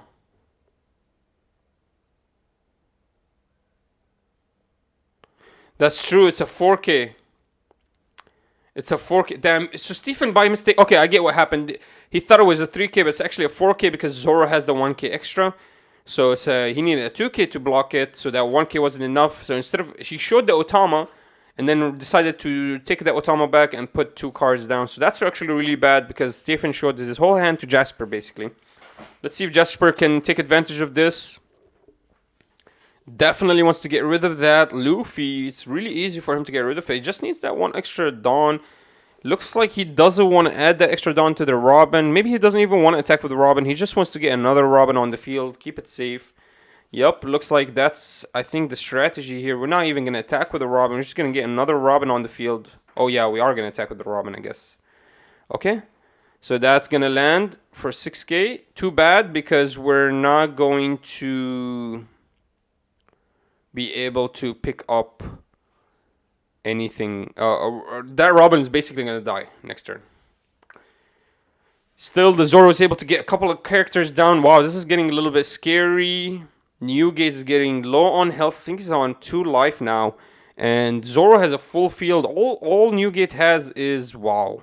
Oh, I was about to say all Newgate has is Newgate.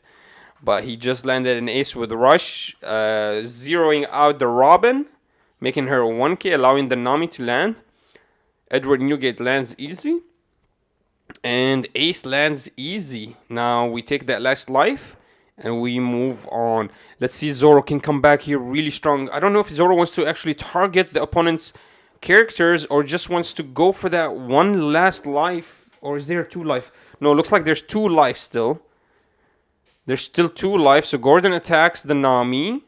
Gets rid of it. Then Gordon goes back to his deck to go sleep. And then reducing the life of the Ace. Making it a 4k. Now Curly the Dawn just attacking with 0 Dawn underneath it at 4k. Man, that's a strong attacker, man. Yikes. Ace is gone. That's tough. That's tough. I can't believe how easy it is for Zoro to control these fields with a Gordon. Gordon just removes so much power from the opponents, allowing these small petty attacks to land. Absolutely terrifying.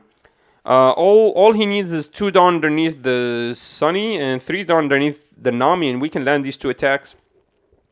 Put a little bit of pressure on the Newgate. Let's see, what does he want to do? Maybe he wants to fill up the field still. Maybe not attack as hard. Yeah, we do see a Robin. Could be a nice option there. Playing it can get rid of any blockers like Blenheim next turn.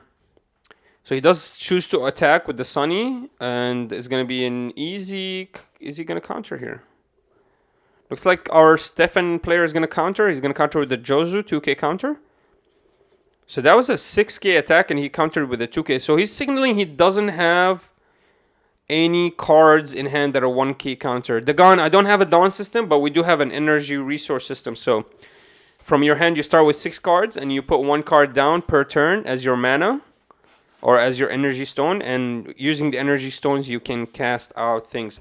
So for example, this is 3 energy stones to cast out. You see what I mean? That's going to be the system that we're going to use. We're not going to use something different. So it's a different system totally. It's similar to the Dawn. You're going to have something that you go sideways, but it's not the same. Like you're going to put cards at the bottom of the field, and they're going to go sideways when you pay for them, but it's not Dawn system. It's mana. It's energy. Alright guys, the game's almost done here. We're getting to the final turn. Newgate landed, so we didn't have to pick up our last life, which is really thankful for us. And our Whitebeard is attacking with 8k. Zoro just opts into eating it. He's not going to be able to stop it. Let's see what Zoro wants to see. He does see that Newgate. He realizes this is going to be a tough turn next turn. He needs to end game quickly.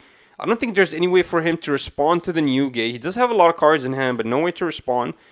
Let's see, what kind of aggression are we going to go for? I mean, Zoro needs to get something. I mean, he's really there. He's almost there. But my scare is that Newgate's just going to pump up a bunch of power underneath his Whitebeard and just attack. And we know Zoro doesn't have any counter, any blockers. And even if he does, if they're weak blockers, they're going to die to the Newgate. So there's potential Zoro's losing game next turn. Just because he has no way to add blockers. Unless he has a big blocker that's a 5k. Yeah, I think there's potential for the Newgate to end next turn. And I don't think Zoro can end this turn. It's just he's attacking to an 8k. No way for him to deliver a final blow. Still, there's a life there, so I mean, he's going to take one of those attacks and then block everything else. So even if we do land an 8k attack, it's going to be one off. Yeah, exactly. Exactly, that's what I was thinking. It's going to be one big attack, and that's about it. So Zoro's going to land a 10k attack, giving everything else plus 1k. Oh my god, see how easy he blocked it with 2 cards. How? That was a 10k attack, right? And he used the Blenheim. Oh no. Yeah, that's a Blenheim. No, that's Brook and him. Okay, that's Brook and him. So that's a 3k counter. That's good. That's right.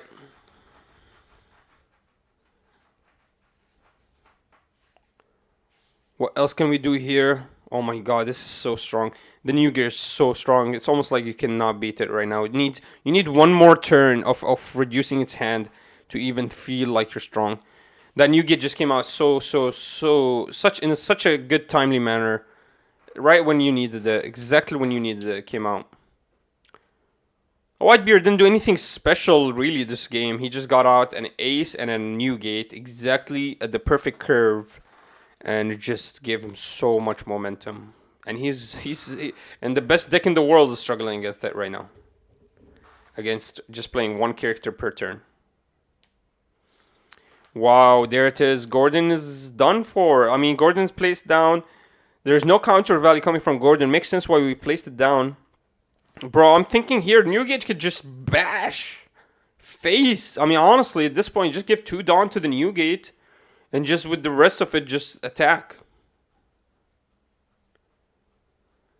I know what's scaring Newgate here. He's thinking maybe there's a Radical Beam. I don't think there's a Radical Beam. I didn't see one. I think we just full out push.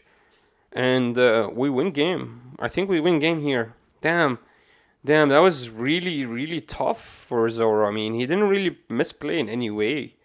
He actually played really well, got rid of all the characters. Just that you get landing, giving the 2k to the already strong 6k base.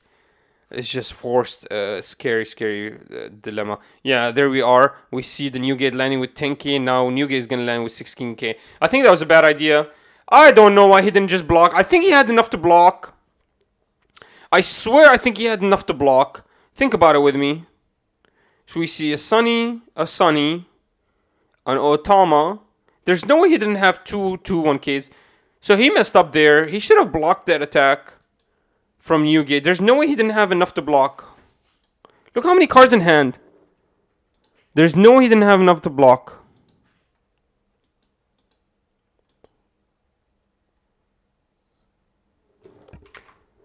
No, why would you take that attack? You have...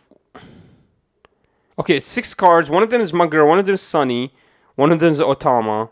So you're telling me he didn't have one more 2k? He just needed one more 2k. So 2 Sunnies, 1 Magara, and 1 Otama. So he had that blocked. He had enough to block it. But he let it go through. Yo, that's enough. It's 2 Sunnies, 1 Otama in the back, and 1 Magara right here. And if this was if any of these was 1k, that's it. He does have a radical beam. No, he doesn't. Bro, I don't even know. Look, it's a Otama. Okay, that's a okay, that's a squad. But that's an Otama. That's a Sunny. That's a Sunny, and that's a freaking Magara. So 1, 2, 3, 4, 5. You're telling me he didn't have 1 extra K? Except he drew into the Vista? Yikes! That's what happened. I think he didn't have an extra K. Oh my... Okay, I think this was a Gordon. This last card is a Gordon. Damn. He didn't have his last 1k he needed. Oh my god, that sucks. That sucks. Good game. Good game to the Stephen. Stephen honestly didn't even do anything crazy. He literally just played curve. Played 1 character for the last 2 turns. And he freaking won. Wow, that's crazy. This game sucks. Yo, Babdingo, what's up, boss? Yo, are you ready? Are you ready? Watch this, Bav. Watch this.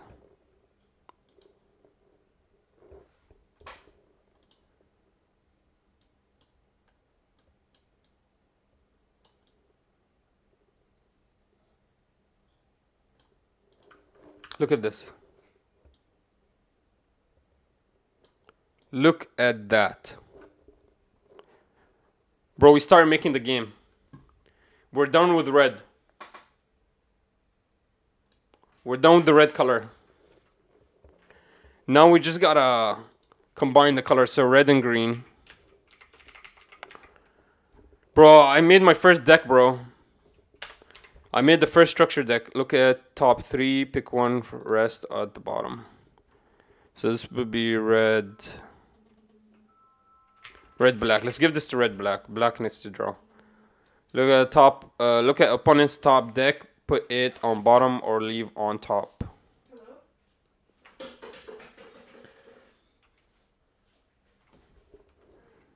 We'll do green here.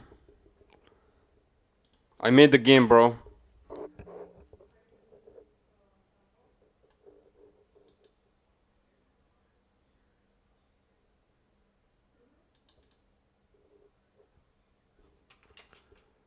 Return cost 2 energy stone to the bottom of the deck. This will be red, green.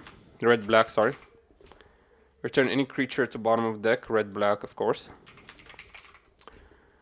Draw 1 card. Counter target spell. Will be red, black. Counter target spell or creature. Red, black. Look at top 5 cards. Card 1, put 2 on the bottom. This will be red, green.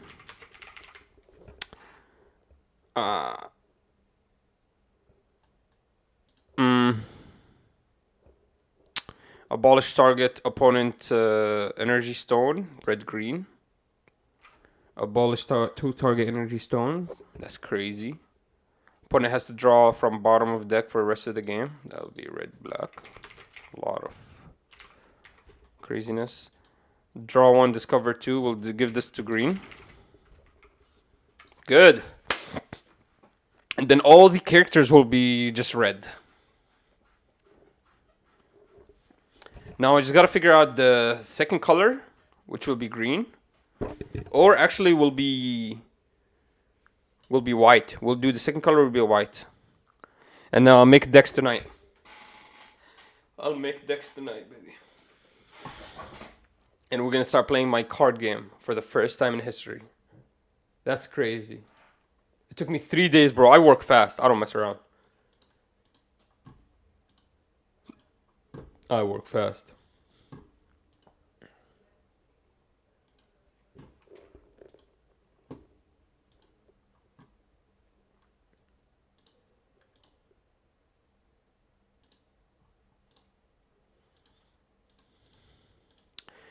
What else is there? What else is there to see, guys?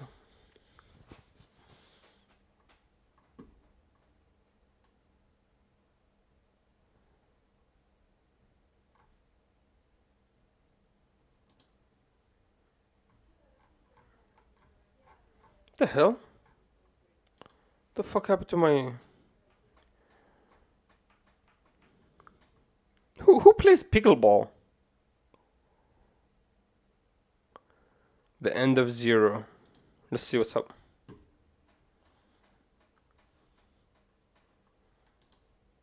of you already know, and it's not necessarily news to you anymore, but on Friday, they actually announced that Vanguard Zero will be ending in not just the English server, but also in the Japanese server. That's weird. Aren't they making money? That means the game's dead.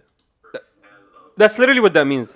June 30th of this year, so in nearly 2 months' time. Now, I've already attempted to record this video multiple Bro, that's crazy. You know how much money Vanguard Zero made for content creators? True Champion Steve became famous because of it. That's where he got all his content. Like, he got really picked up. Maybe Purple can have a different mana system. What do you mean by that? What do you mean by that, Dagon? Explain. I'm trying to understand. How can I give new mana system to Purple?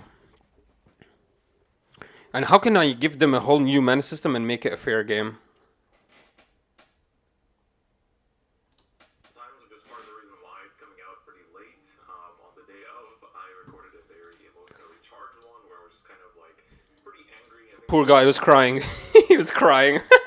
He's just like bawling his tears out, like crying. I bet you.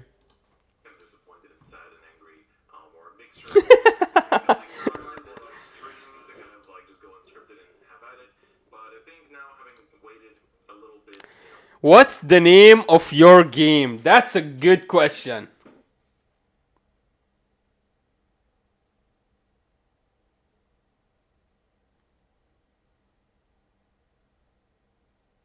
What about Thrive Vista? Thrive Vista, like Thrive, but Vista. Thrive Vista. What about... And it comes like Tri Vista, like 3. 2 piece. The 2 piece.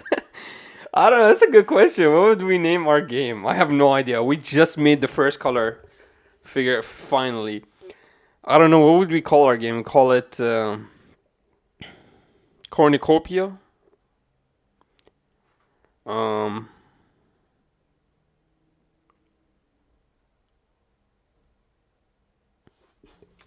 Okay. Cool one-word name for a game. No, wait. ChatGPT. I need ChatGPT to help me with this.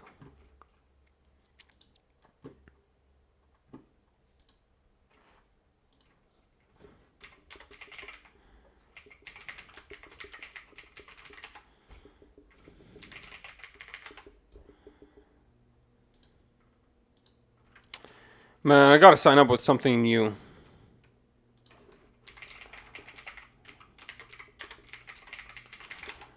Stupid.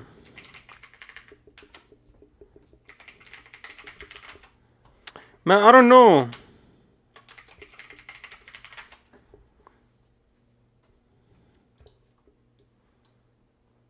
Looks good. Sure. Yeah. Okay. So let's try this. Let this access. Yes. Break free from passwords. No, thank you. All right. Looks like GPT is here. Email provider is not supported. Return to homepage. Are you fucking kidding me, dude? You're fucking joking, right? No way. They won't let me log in. No matter what I do, I can't log in this.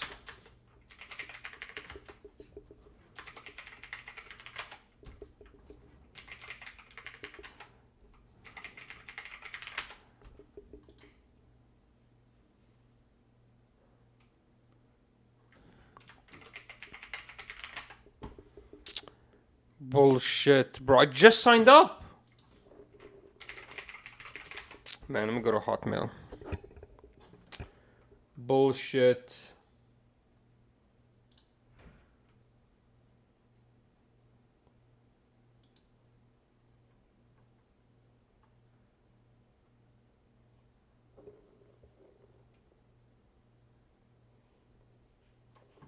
Ah.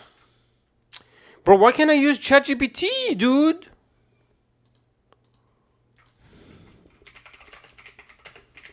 Man, I need the chat app. I need the free one.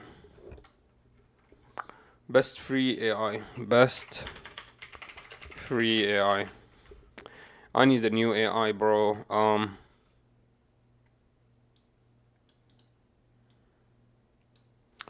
Lumen 5. Oh my god, yes.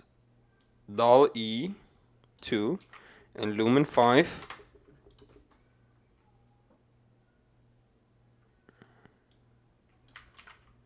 Let's try Jet Bio.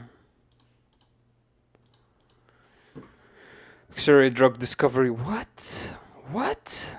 Oh my, what is this? Oh my, what? Try DALL-E is an AI creating realistic images and art from description in natural languages. Okay, let's try it. Oh man, so there's no AI. Oh. DALL-E is an image generator. Alright, let's see how does it work.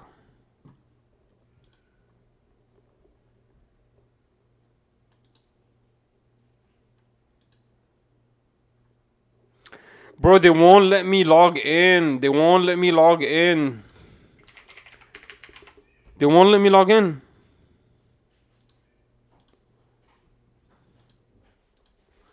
Look, they won't let me log in, ever. You try signing in with the user using a password, which is not the authentication method you used during the sign-up. Try again using the authentication method you used during the sign-up. Oh my god, what's the authentication method I used during the sign-up?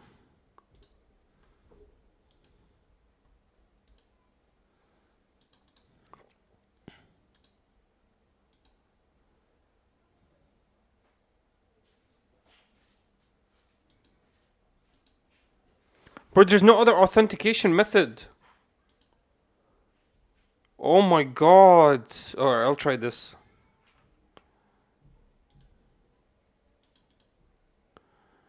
Oh my god.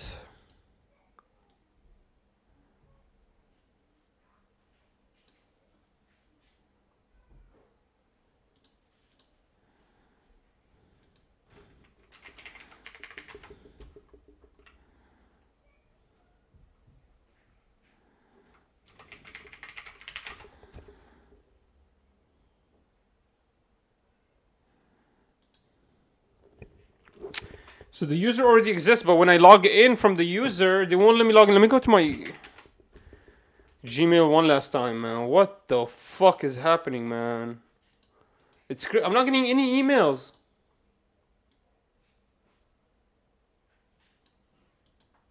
I'm not getting any emails.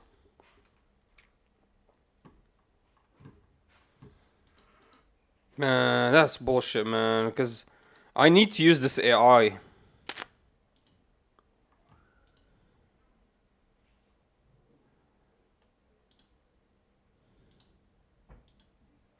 Holy moly, I think I figured it out. You have to log in from your Google. It has to hit Gmail. You have to hit Gmail when you log in. Alright. Alright. I want to create a fun trading card game using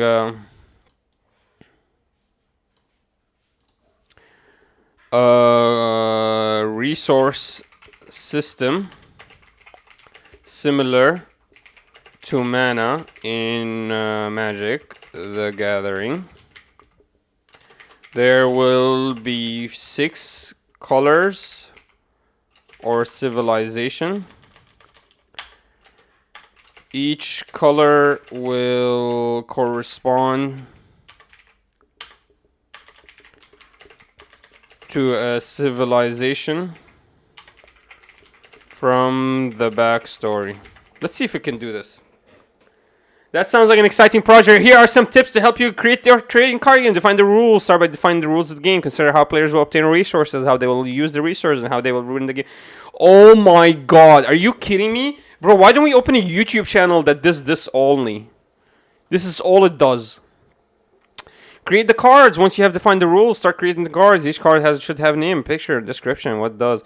Determine the colors. As you mentioned, you will have 6 colors that correspond to the civilization from the backstory. Define which each color represents, what color kinds of colors will be in each color. Oh my god, how those cards will interact with those colors. Playtest. I've created cards and rules. It's time to playtest your game. Gather a group of friends or fellows. Bro, I can make a YouTube video about this. This is not bad. Yo, I actually like ChatGPT. Wow. Publish. Finally, consider publishing your game. You can create physical cards or a digital version of your game, depending on your resources and goals. There are many resources available online. Design, iterate. Based on your playtesting, make any necessary. That's why it's always called errata. It's iterated. Okay. Make any necessary changes to the game. Iterate until you feel the game is balanced, fun, and engaging.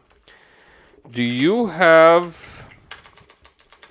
Can you help me with any cool ideas for a resource system in my new card game? Trading card game. Let's see. Let's see if she can do this. Sure, here are some cool ideas. Mana. Energy. An energy is a game similar to mana system, but with a different theme. Instead of mana, players might generate energy from power sources or machines. Resource pool system. In the system, players have pool of resources that they can spend on any card they want. However, the resources regenerate slowly over time, so players need to manage their resources carefully. Hybrid system. Hybrid system combines 2 or more resources, allowing more complex gameplay. A game might use both mana and energy with different types of cards, requiring different combination of resources. Randomized resource system. In this system, players do not know what resources they will have until they draw cards from their deck. This can create a more unpredictable and exciting gameplay experience. That's kind of what I would do. No, mine is like a mana system. Yeah, mine is this one. Is a classic and effective resource system. Each card requires action point system. Instead of having resource system, players might get set number of action points they can spend each turn. Okay, interesting. Shared resource. In shared resource, both players can share a single pool of resources. Yeah, this is the this is the memory system in Digimon. Interesting. Okay. Okay. My game will have a mana system and 6 colors. What is best way to combine those resources to make an engaging game? Can I combine multiple colors? And what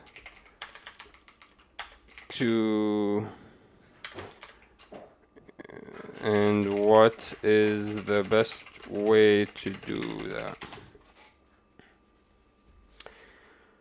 Can make more for an interesting game, a strategic game. Here are some few ways you can do this. Hybrid cards. You can create hybrid cards that require a combination of mana from 2 or more colors to play. These cards might be more powerful than the cards that only require mana from 1 color, but they may be more difficult to play as well. Multicolors cards might be more powerful. So it needs a combination of 2 manas. Yeah, I could do that. So for example, you could do 1 green, 1 red, and then 2 of anything. That's scary. I don't think I want to do that. I want to do 1. I want to do 2 anything, and then 2 green or red. That's how I want to do it. Multicolor decks. Players can build decks that contain cards from multiple colors. This allows players to take advantage of the strength of each color and create more versatile. Colorless mana. You can introduce colorless mana that can be used to pay for any card's mana cost. This would allow players to play cards from any color, but the trade-off would be that the colorless mana is typically less powerful than mana from a specific color. Holy moly! Or limited use of colors. You can limit the number of colors that a player can use in their deck, or the number of hybrid cards they can have in their deck.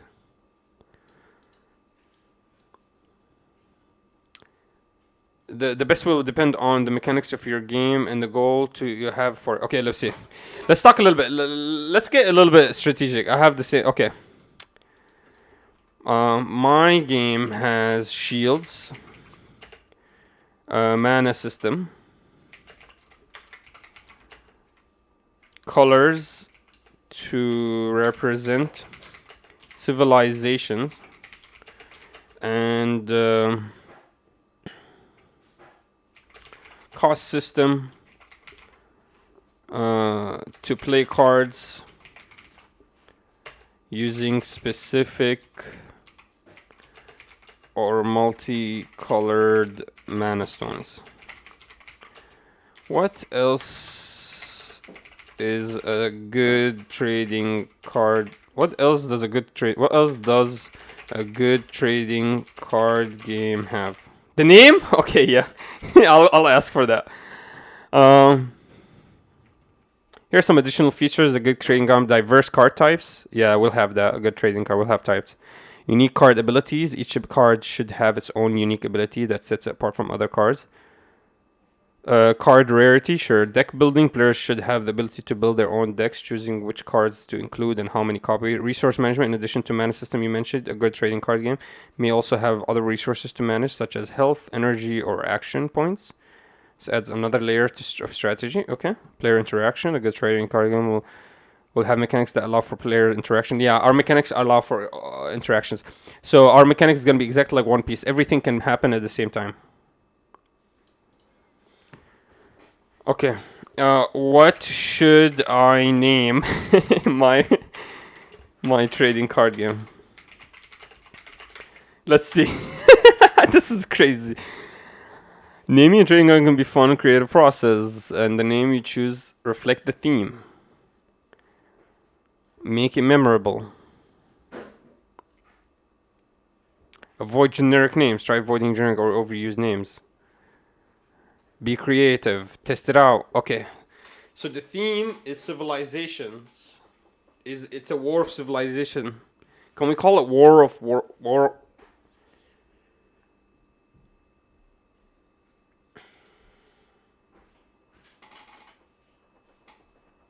Can we call it Babylon? Babylonia? Can I call it Babylonia? It would be like this. Babylonia. Damn, this is a real country. Bro, let's call it Babylonia. No, Babylonia. That's where the origins of magic started, in Babylonia. In Babylon. Here, I'll ask ChatGPT. Where did the origins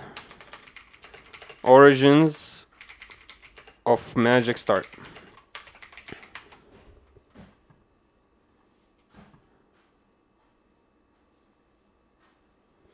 Bro, it's talking about Magic the Gathering.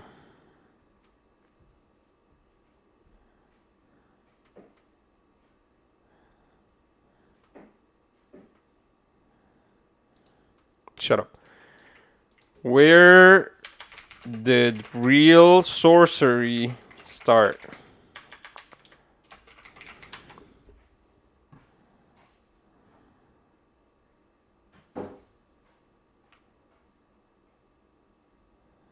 Bullshit. Bullshit, you're gonna tell me there's no Satan?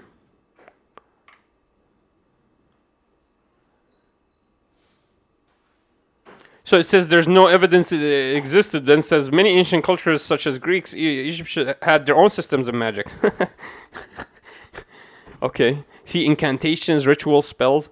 All of these words you will find in the new card games because they are truly magical card games. Did the first magician appear in Babylon? Who the first magician was, as the history of magic and sorcery dates back to the ancient times and shrouded with mystery. However, it is known that magic and sorcery was practiced in various cultures throughout history, including in Babylon. Babylon was an ancient city located in Mesopotamia and was known for its advanced civilization culture. Babylonian magic was a complex system of beliefs and practices that involved the use of amulets, incantations, and rituals to control the supernatural forces that influence the natural world. The Babylonians believed the magic was a powerful tool that could be used for both good and evil, and that magicians had the ability to communicate with the gods and other supernatural beings. Some of the most famous Babylonian magicians include the Chaldean oracles, who were known for their divination and prophecy. While Babylon is known for its contributions to the development of magic and sorcery, it is likely that the origins of these practices date back even further in human history to the earliest civilization and cultures. It doesn't matter. Harut and Marut. Do you know? Look at this. Do you know who Harut and Marut is? Now we're really talking about magic. Harut and Marut are two figures from Islamic and Jewish folklore. According to the legend, they were two angels who were sent to the earth and test humanity's faith and devotion to God. However, when they arrived on earth, they were tempted by human pleasures and fell into sin. Bullshit. That's not how it worked. Angels don't get tempted. This is what I'm telling you, man. No wonder you guys believe anything. I mean, anybody can write anything. In some versions of the story, Harut and Marut taught humans how to perform magic. Exactly. Damn, ChatGPT knows it all, which was seen as a form of punishment for their own disobedience. The two angels were eventually punished by God for their actions and were imprisoned and in a well until the end of time. No, that's not what happened. Harut and Marut were sent to the people to teach them magic, and whenever they taught anybody magic, they would tell them, hey, be careful, you're learning magic. Magic is a test. This is a test from God. If you do any magic, you're blasphemous to God, and God will punish you. And people still did magic. And in the Quran, it was recorded people did magic to break families and to break relationships. That's what magic was made for. Story of Harut and Marut is often used as cautionary tale about the dangers of temptation. Bro, this is crazy, man. The Christians come and just make up their own stories. I swear to God. Harut and Marut are two angels, but angels, there's a... You know what an angel is? You know what an angel is? An angel is a being that cannot say no to God. That's why Satan wasn't an angel. He was created from fire. Satan himself will tell you, I was created from fire. Satan says he is created from fire. And then the angels are from light. So they're not even the same. قال ما منعك ألا تسجد إذا أمرتك قال إنا خير منه خلقتني من نار وخلقته من طين. So the translation said, Allah is asking Satan, what prevented you from prostrating when I commanded you to Adam? He's telling him prostrate to Adam. He said, no, I won't. So that was blasphemous. Satan said, I'm better than him. You created me from fire and you created him from clay. So even the angels are created from what are angels created from in Quran? They're created from light. The angels were created from light, as is reported in a hadith that Allah created the angels from light and He created the devils from fire and He created humans from dirt. No one knows how many is the number of the angels are, their manner of being or their nature except for Allah. So angels cannot say no. Wait, Arabic is read from right to left? Yeah. Yeah, it's you read it that way. You don't read it this way. You read it this way. Yeah, it's a whole different... You didn't know? Yeah, you read it. قال, he said, ما منعك, what stopped you? What held you? ألا تسجد, to not prostrate, إذ أمرتك, after I ordered it. قال, he said, أنا خير منه, I am better than him. خلقتني من نار, you created me from fire. خلقته وخلقته من طين, and you created him from mud. Yeah. So what do you guys think, Babylonia? Are card games called Babylonia? The Origins of Magic? Am I getting too satanic with this game? The thing is, I cannot be satanic because I'm actually anti-magic. When you know the origins of magic, you become anti-magic. Like a lot of magic has to do with numbers. Once you learn the numbers, you become anti the magic. You can counter any magic with those numbers. It's the magic of numbers. It's like it's they have the knowledge of numbers. That's why card games are all they have to do with magic because you can these decks they're all manipulated with numbers. Have you ever heard of counting cards or in blackjack? That's the same kind of idea in card games and in cards in tarots stuff like that. You can read numbers. That's the science. That's the what magicians practice. They practice the knowledge of numbers. So once you know this stuff, you actually become anti-magic. That's what I'm telling you. Mine sounds hella satanic because we even come up with the name Babylonia, which is the origins of magic. But it's cool. It's like, yo, I exposed you guys. Like, hey, you're exposed. Like, I know everything. That's how it feels to me.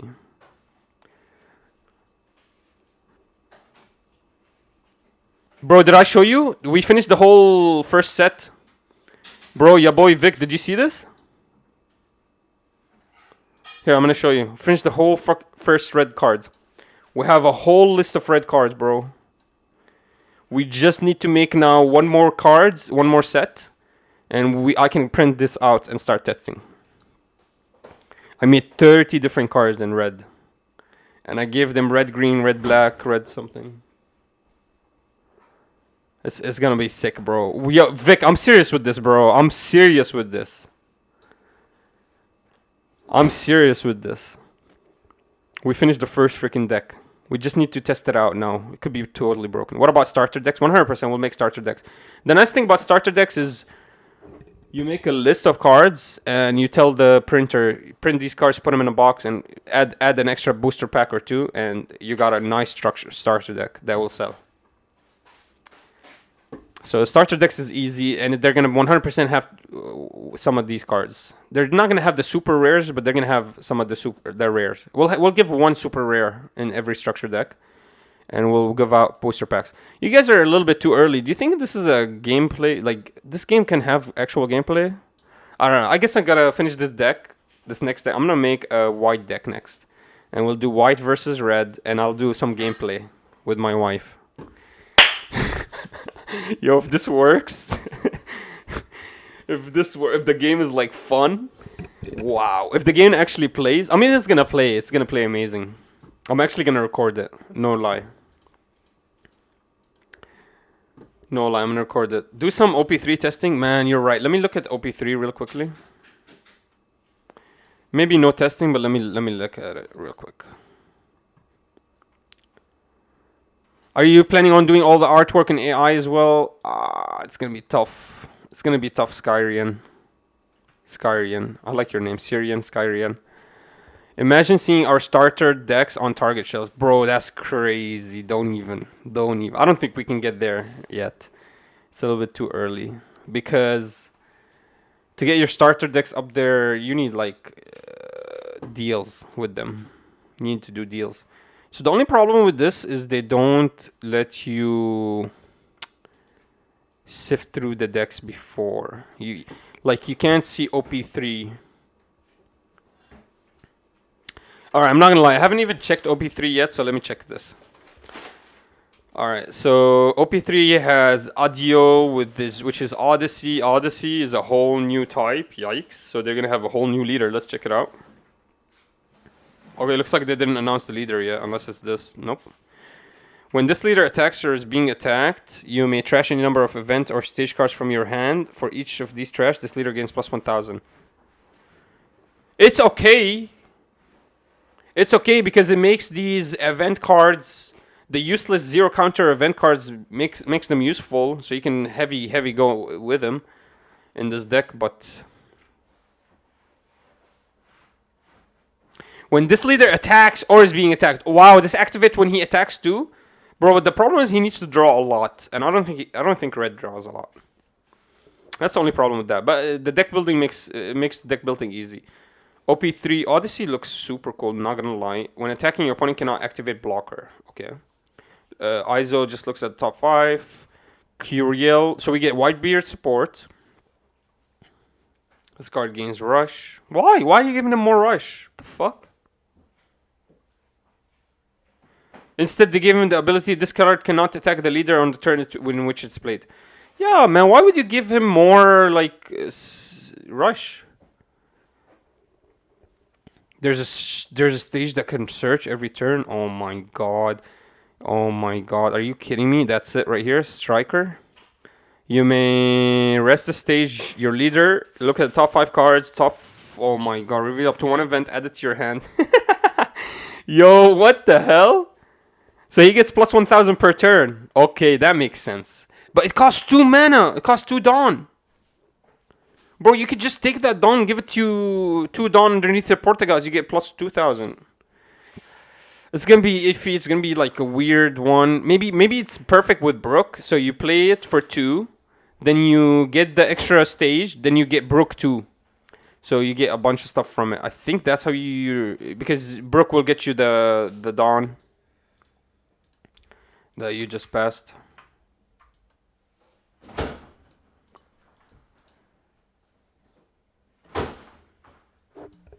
I'll get it. Here, 1 second, guys. I'll be right back.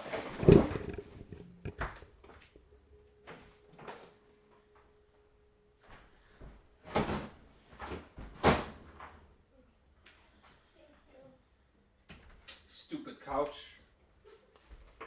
Ah.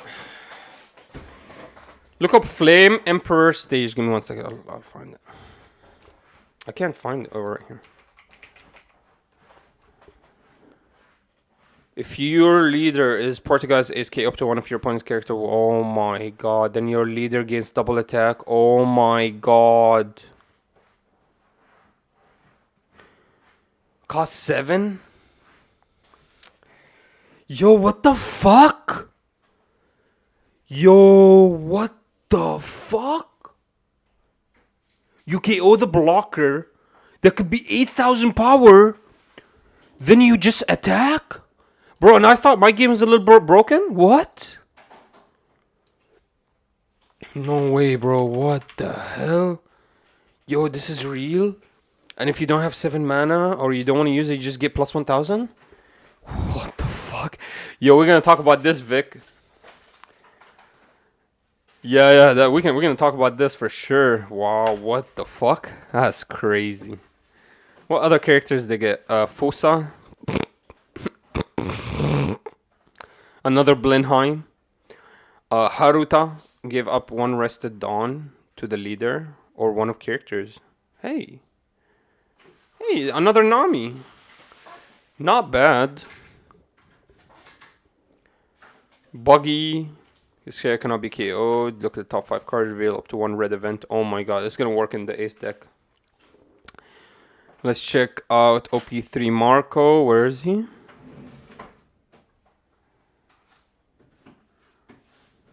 This one.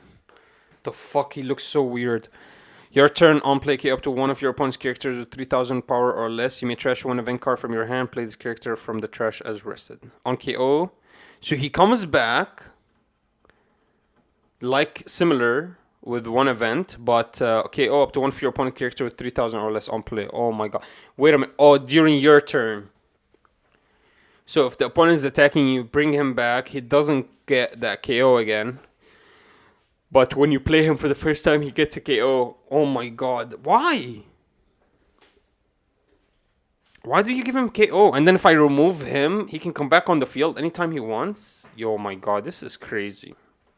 So nothing can remove this Marco. And every time he lands, he removes something. Yeah, Marco's strong. Marco's super strong. Monkey Degar, play up to 1 red character with cost for 1 from your hand when attacking. I mean, there's a lot of red characters. Makino, Magara, cost 1. Yeah, there's good options there. Wait, isn't Magara cost 2 actually? Sorry, never mind. What does this do? Opponent's turn, this card cannot be KO'd. Is KO'd, give minus 2000. Okay, weird. So I'll never KO it. Oh, it's a blocker. Yo, that's crazy good. Wow. Look up the Fire Fist event. 2 goes good with the 7 cost. Let me see the Fire Fist. You may discard 1 event from your hand, K up to 1 for your opponent character with 5,000 and up to... Oh my god, that's crazy. Yo, what the hell? So you get rid of his whole field. Yo, it's a cost 3. With discard 1, you kill 2? Oh my god, dude, that's a lot, dude. It's cost 3, trash 1, kill 2? Wow. No, what the fuck? Bro, I'm telling you, they're so racist when it comes to red. They love red so much. Bro, I doubt there's any kind of support like this to other colors. Let me see red blue. Yo, that's actually scary. What the hell? That looks scary. 1 second, guys. Let me see.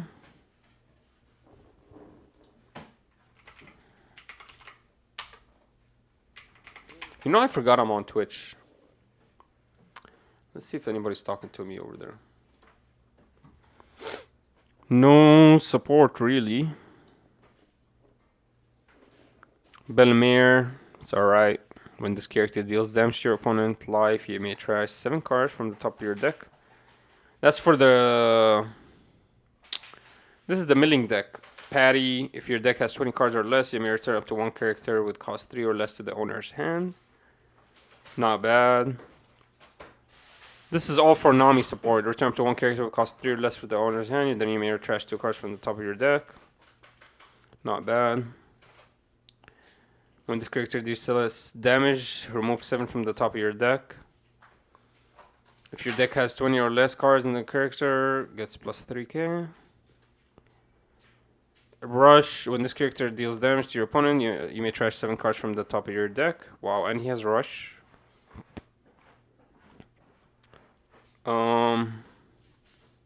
That's it. That's the support again. It's literally 1 line of support. Whereas, well, no, wait. No, this is the same one. Oh, this is a different one. This is Sogo King. This card can also be traded as Usopp. Return up to 1 character from the cost 6 or less to the owner's hand, then draw 2 cards and trash 2 cards.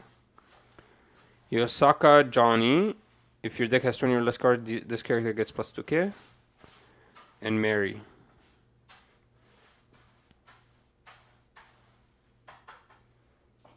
Any abilities, any cool spells, Usopp's Rubber Band up to 1 of your leaders or character gains plus 2k power. Then you may trash the top card of your deck. Not bad. So you get plus 2k and trash top card. That's really good for Nami. You may trash... honestly, it's really good for any event card. You're not losing anything.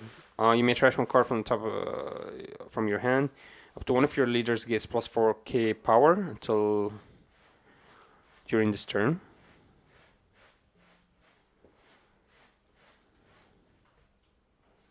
Place 1 character that costs 5 or less to the bottom of the deck. Not bad. Not bad, actually. But it's so expensive compared to the 3 cost event that kills 2. This is so expensive. It's a 4 cost, kills 1. Alright, let's move on to Black. Black was going to get Rob. It's going to be one of the strongest. And Lin. And they're also going to get this Luffy. So what strength are they going to get? Yeah, I don't think anyone will play any blue leaders anymore except Nami. I can't see people playing blue Croc, Ivankov, or Dofi anymore. It's crazy. They didn't give him any support. 0 support to the Ivankov, which is crazy because Ivankov is probably the strongest blue deck right now. It's just because it could do so much and it had so much potential. If they gave him just 1 more impel down... If they gave Ivankov just 1 more impel down, there was going to be so much shenanigans happening. That's all they needed to do, but I guess they waited 1 more set. I don't know, they're going to wait 1 more set. They're going to focus on Nami this set. Return this card to the bottom of the deck, draw 1 card. Oh my god. This is like a horrible card. Return it to the bottom of the deck to draw a card. So you attack with it, return to the bottom of the deck, and draw a card. This sounds horrible. It sounds horrible. Let's see. Okay, we get C9 here. CP9. Draw 2 cards, trash 2 cards, then give up to one of your opponents minus 2. Oh my god, they're gonna control your cost like crazy. You may return 2 cards from the CP and its type from the trash at the bottom of your deck in any order, okay, up to one of your opponent's characters with a cost 3 or less. How is there a bad... There's nothing... So I guess you need to already have 2 dead CPs, but that's not really a hard cost to get. This character cannot be KO'd by battle. Oh my god. You kidding me? So he just sits on the field for the rest of the game? So once he lands forever? Nothing can remove him except spells? I show your turn. All your opponent's characters get minus 3 cost. Wow. If your opponent has 6 or more cards in their hand, trash 2 cards from the opponent's hand. Oh my god. On play? No, my god. No. Black is becoming way much of a problem. Yo, black is going to be unplayable against... So, wait, what the hell? So you trash 2. Oh my... No, man. This is scary. Yo, that's scary because black can KO characters with ease with all the with the cost reduction, and then you tell me he just controls the hand. Oh my god, Aisho is a problem, bro. Aisho is gonna be a serious issue, dude. If you thought Magellan was an issue, wait for it. 1Z, you may discard 1 card from your hand if your leader has CP and type, KO up to one of your opponent's characters with cost of 1 or less.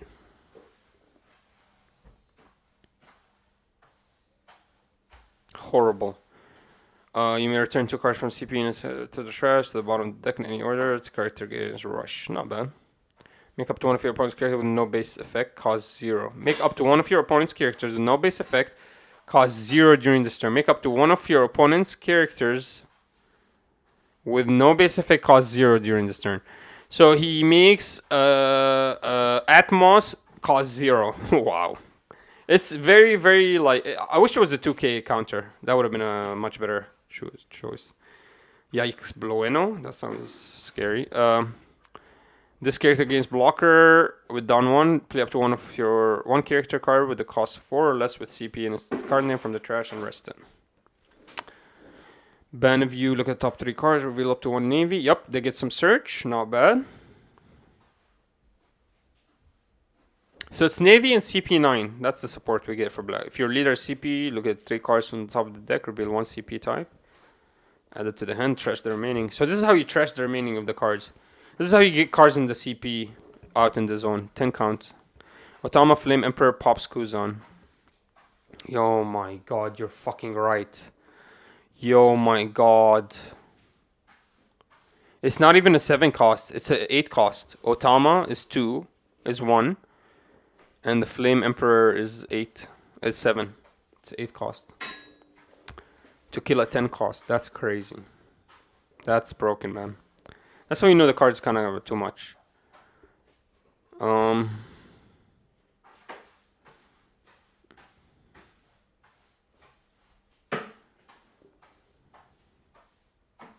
Is this set 4? Or is this just another structure there? Or is structure deck 8? I don't know what this is. And then we get this. Yeah, this is all in structure deck 8. I'm assuming structure deck 8 is gonna come. Man, they're gonna have a lot of cost manipulation. You may trash 1 card from the top of from your hand. KO all characters with a cost of 1 or less. What the fuck, man? That's such a bad card. Oh wait, no, it's a cost of 1 or less, and black can control cost. Oh my god, that can be broken. At the end of the battle, yeah, if you play Kuzan into this Shanks, oh man, you could do a lot of removal. This one, at the end of the battle in which this character battles an opponent character, you may KO your opponent character that battle. If you do KO this character, so it's a toxic, but it has to die to activate its toxic. Any cool spells? You may rest a stage if your leader has CP in its type. Give up to one of your opponent's character minus 2 to their cost. Not bad. Minus 2 to the cost. Easy.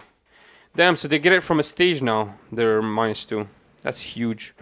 Give up to one of your opponent's character with cost 2. You may add the top card of your life to your hand. Give up to one of your opponent's characters minus 7. Woo! Damn. Damn, so you lose a shield, but you get a card. Bro, I swear black is gonna be scary. Let's look at green, purple, and yellow.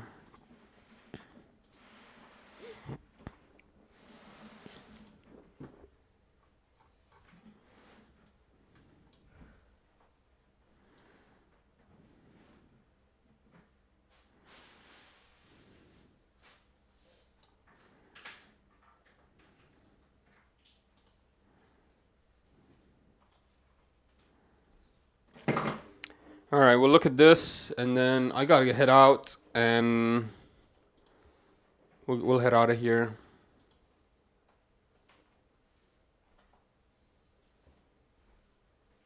TwitchCon Legalization call for content is open. What the hell is that? Come join the ultimate IRL party celebrating in Twitch community. We got to be here.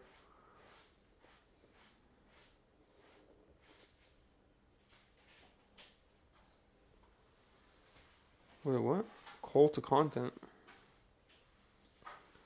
Man, should I go to TwitchCon? Should I be in TwitchCon, guys? Hell no, I got one viewer on Twitch. So we get impel down stuff for purple. If your leader has impel down, draw 2. Oh my god, no. On KO, it's not horrible. So it's some Magellin support. And we also get water stuff. Down -1, you may trash one character with a cost 5 from your hand. Wow, it's specific to the cost. I've never seen that before. You may trash one character card with a cost of 5 from your hand. Why does it have to be so fucking specific? And you gain rush? That's weird. That's a weird card.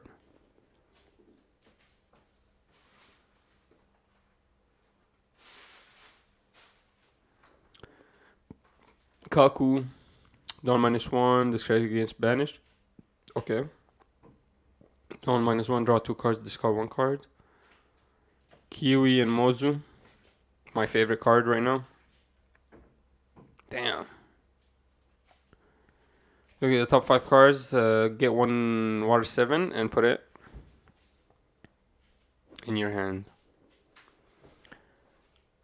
Buy. If your leader has water 7 type, draw 1. Wow, on play. That's not. I mean, it's a blocker. It's really not that bad. It doesn't have counter though. Man, they really do balance cards out here in this game very well, to be honest.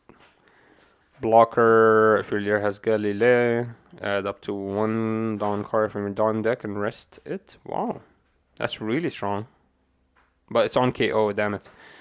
Yeah, but a 6k base, you don't want to KO it. That's gonna be strong. 2 sideways, add up to 1 Dawn from your Dawn deck and set it as active. Then if you have 8 or more cards, key up to one of, or Dawn, key up to one of your opponent's characters that cost 4 or less. Play Law, please. Mio's Gaming. What's up, boss? Haven't seen you here before.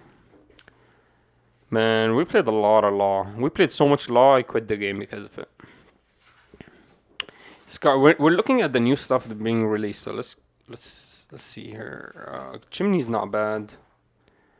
If a leader has Galilea, add up to 1 Dawn from the Dawn deck and rest it. Man, these are strong cards. This is stronger though. This is on play. No, this is when attacking. This is when KO'd. Okay, makes sense. If your leader has Impel down, add 1 up to 1 Dawn from your Dawn deck and rest it. Damn it, man. Everybody's getting Dawn deck shit. Support. Man, purple's getting a lot of control. And this works really well with Impel down. And it's a Jailer Beast. Now you can actually call Jailer Beasts out. Oh my god, yo. If I was a player, if I had a color I wanted to play, I would 100% play purple. You know what's so crazy? I just got 2 purple decks for pretty cheap. And I have everything I need now to play purple. I have everything I need. I have every single card I want to play purple, so I can play purple. Yeah, I'm thinking about making purple. I think purple is going to be my deck for set 3. That's maybe a Magellin purple. With Jailer Beast stuff. Yeah, that sounds amazing. Let's move on to yellow. We get this leader, this leader, this leader. What the hell? Is that a leader? No. No, that's an actual card.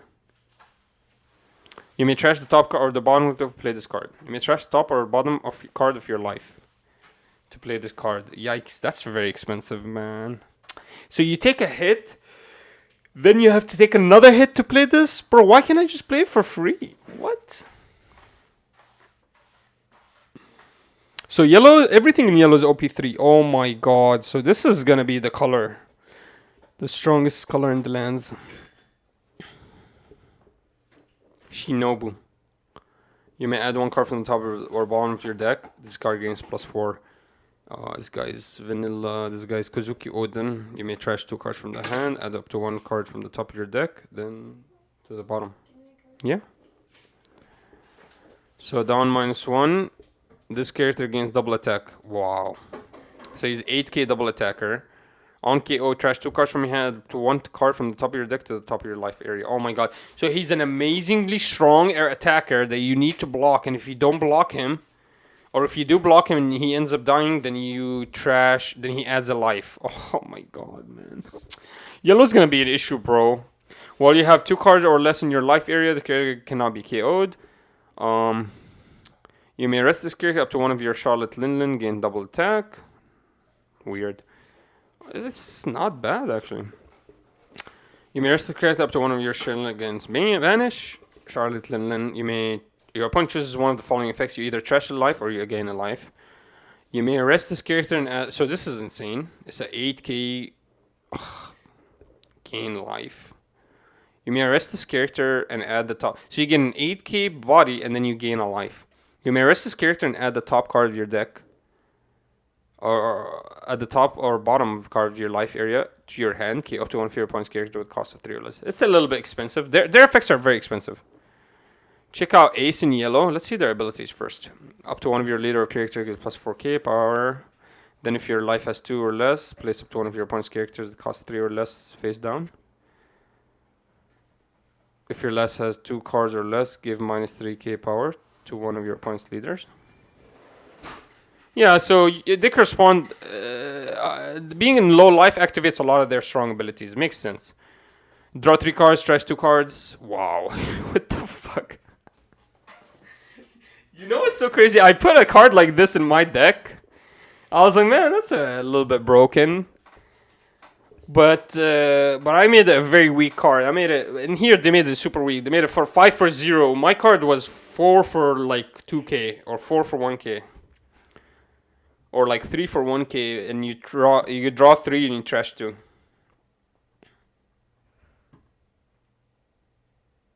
But I'm gonna do it in a way where I think that can only activate if you have less shields than your opponent. Or if your opponent has less shields than you. That's how we're gonna fix it. We're gonna have to fix it in a way like that. In our card game. Like, because we have some really strong abilities and we don't want to activate all of them. Damn it, you're right. Kuzan with this yellow. Oh my god. The black-yellow control is gonna be insane. Especially when you play Katakuri and stuff. It put up to 1 character with cost 8 or less on the top or bottom of the owner's life area. So this is telling you can manipulate the cost and then remove it based on the cost. So if you're black-yellow, you can reduce the cost of a 10 cost by 2 and that's it. It goes to life. It's not gone forever, but at least you know where it is, right? This is really strong one. Prospero. Where's the ace? This is a blocker. Look at top card, top of your and your opponent's life, and place it at the top or bottom of the owner's life.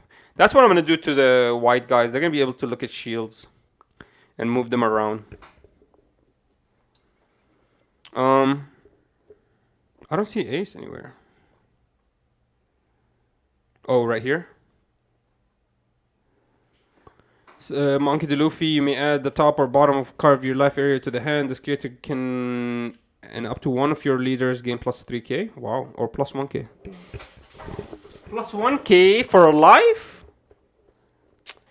What the hell, dude? Why are they so cheap? Your turn, while your area or life area has 2 or less life cards, Gary gets. This guy gets 2k for free. That guy gets 1k for a life. To lose a life. Bottom right.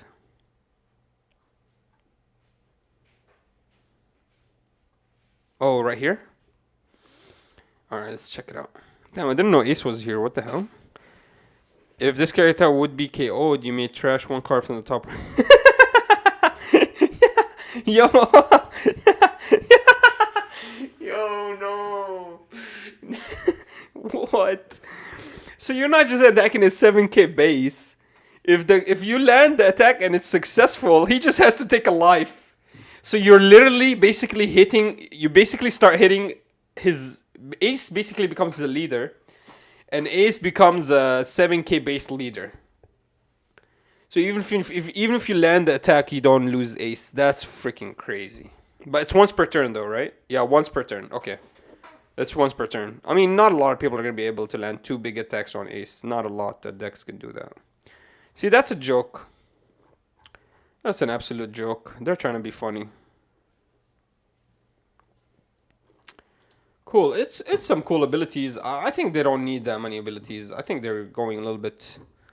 They're doing a little bit too much. And it's... I think it's very expensive. Like, a lot of these yellow cards are going to be very expensive. So they're never ever going to see play. They're just there. They just exist. I bet you we might see this more than you think. Because there's no downfall of playing this. It triggers from life. It has a counter. It activates. It can attack. And if you don't want to attack with it, you just give your leader a stronger ability.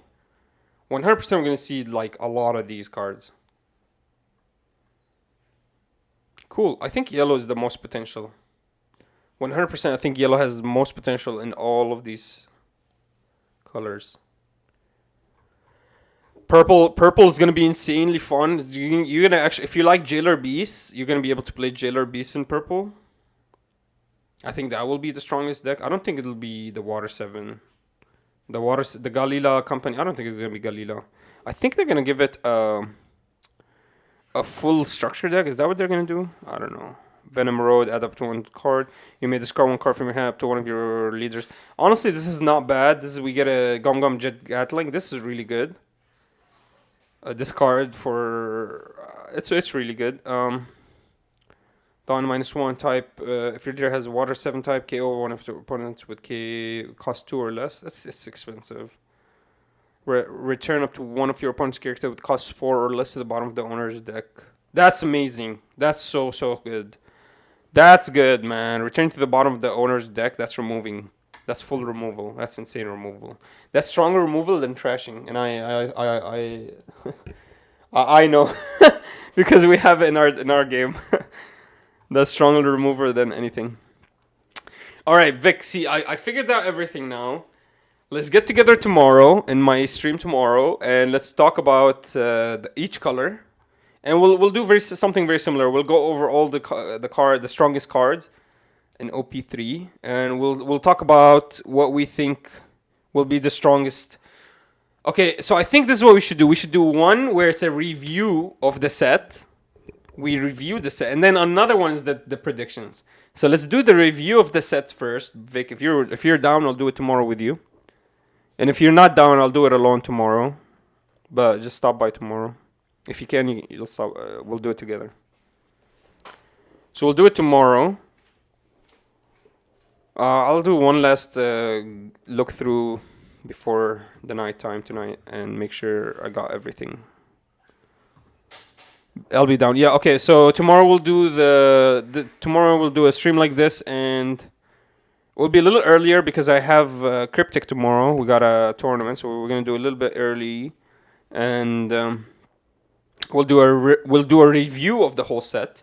So we'll look at all the cards coming out from every card from every set. Then I think either the same time after the review we can do a prediction, tier list prediction, and you can agree or disagree with me, and we can have a small discussion about it. And I think it will give a lot of value to a lot of the players that are gonna watch that video. They're gonna gain a lot of info. So I think that's the best way to do it. Let's do a review first, and then if we have some time, we'll do a tier list prediction. If not, we'll do it the next day. We should have enough time. We'll be fast. We'll do 50-minute videos. All right, boys. I'm gonna end up here. Thank you guys so much for I didn't think you guys were gonna like the game. I thought you guys are gonna laugh at me for trying to recreate something. It's already been created. But honestly, you guys really liked it, so I'm gonna push harder. I'll try to finish more of the game. The gameplay is pretty straightforward, man. The game is strong. The game is solid. We picked some of the best resource systems. We just need to build a balanced game right now. That's all. Alright, so stop by tomorrow. We'll talk a little bit more about it. And besides that, boys, appreciate all of you. I'm going to upload a video where we do a reaction and shoutcasting of the final game for TAC Games. So make sure you guys check it out. I'll upload it here in a couple of minutes. And besides that, I'll see you guys tomorrow, okay? Stop by same time. We'll talk about this game more. We'll do more videos. We'll talk about One Piece. Alright, guys. Peace. I love all of you. I love all of you. I swear to God, I love you all. Appreciate you all for hanging out. And I'll see... What the hell happened to the camera, man? What the hell happened to the camera, man? God damn it. The camera's like this the whole time? Are you kidding me? Man. God damn it. You know what's so crazy? I could have fixed it, I think. Look. I could have fixed it. Yeah, look. Damn it. Just like that, I fixed it. Stupid camera.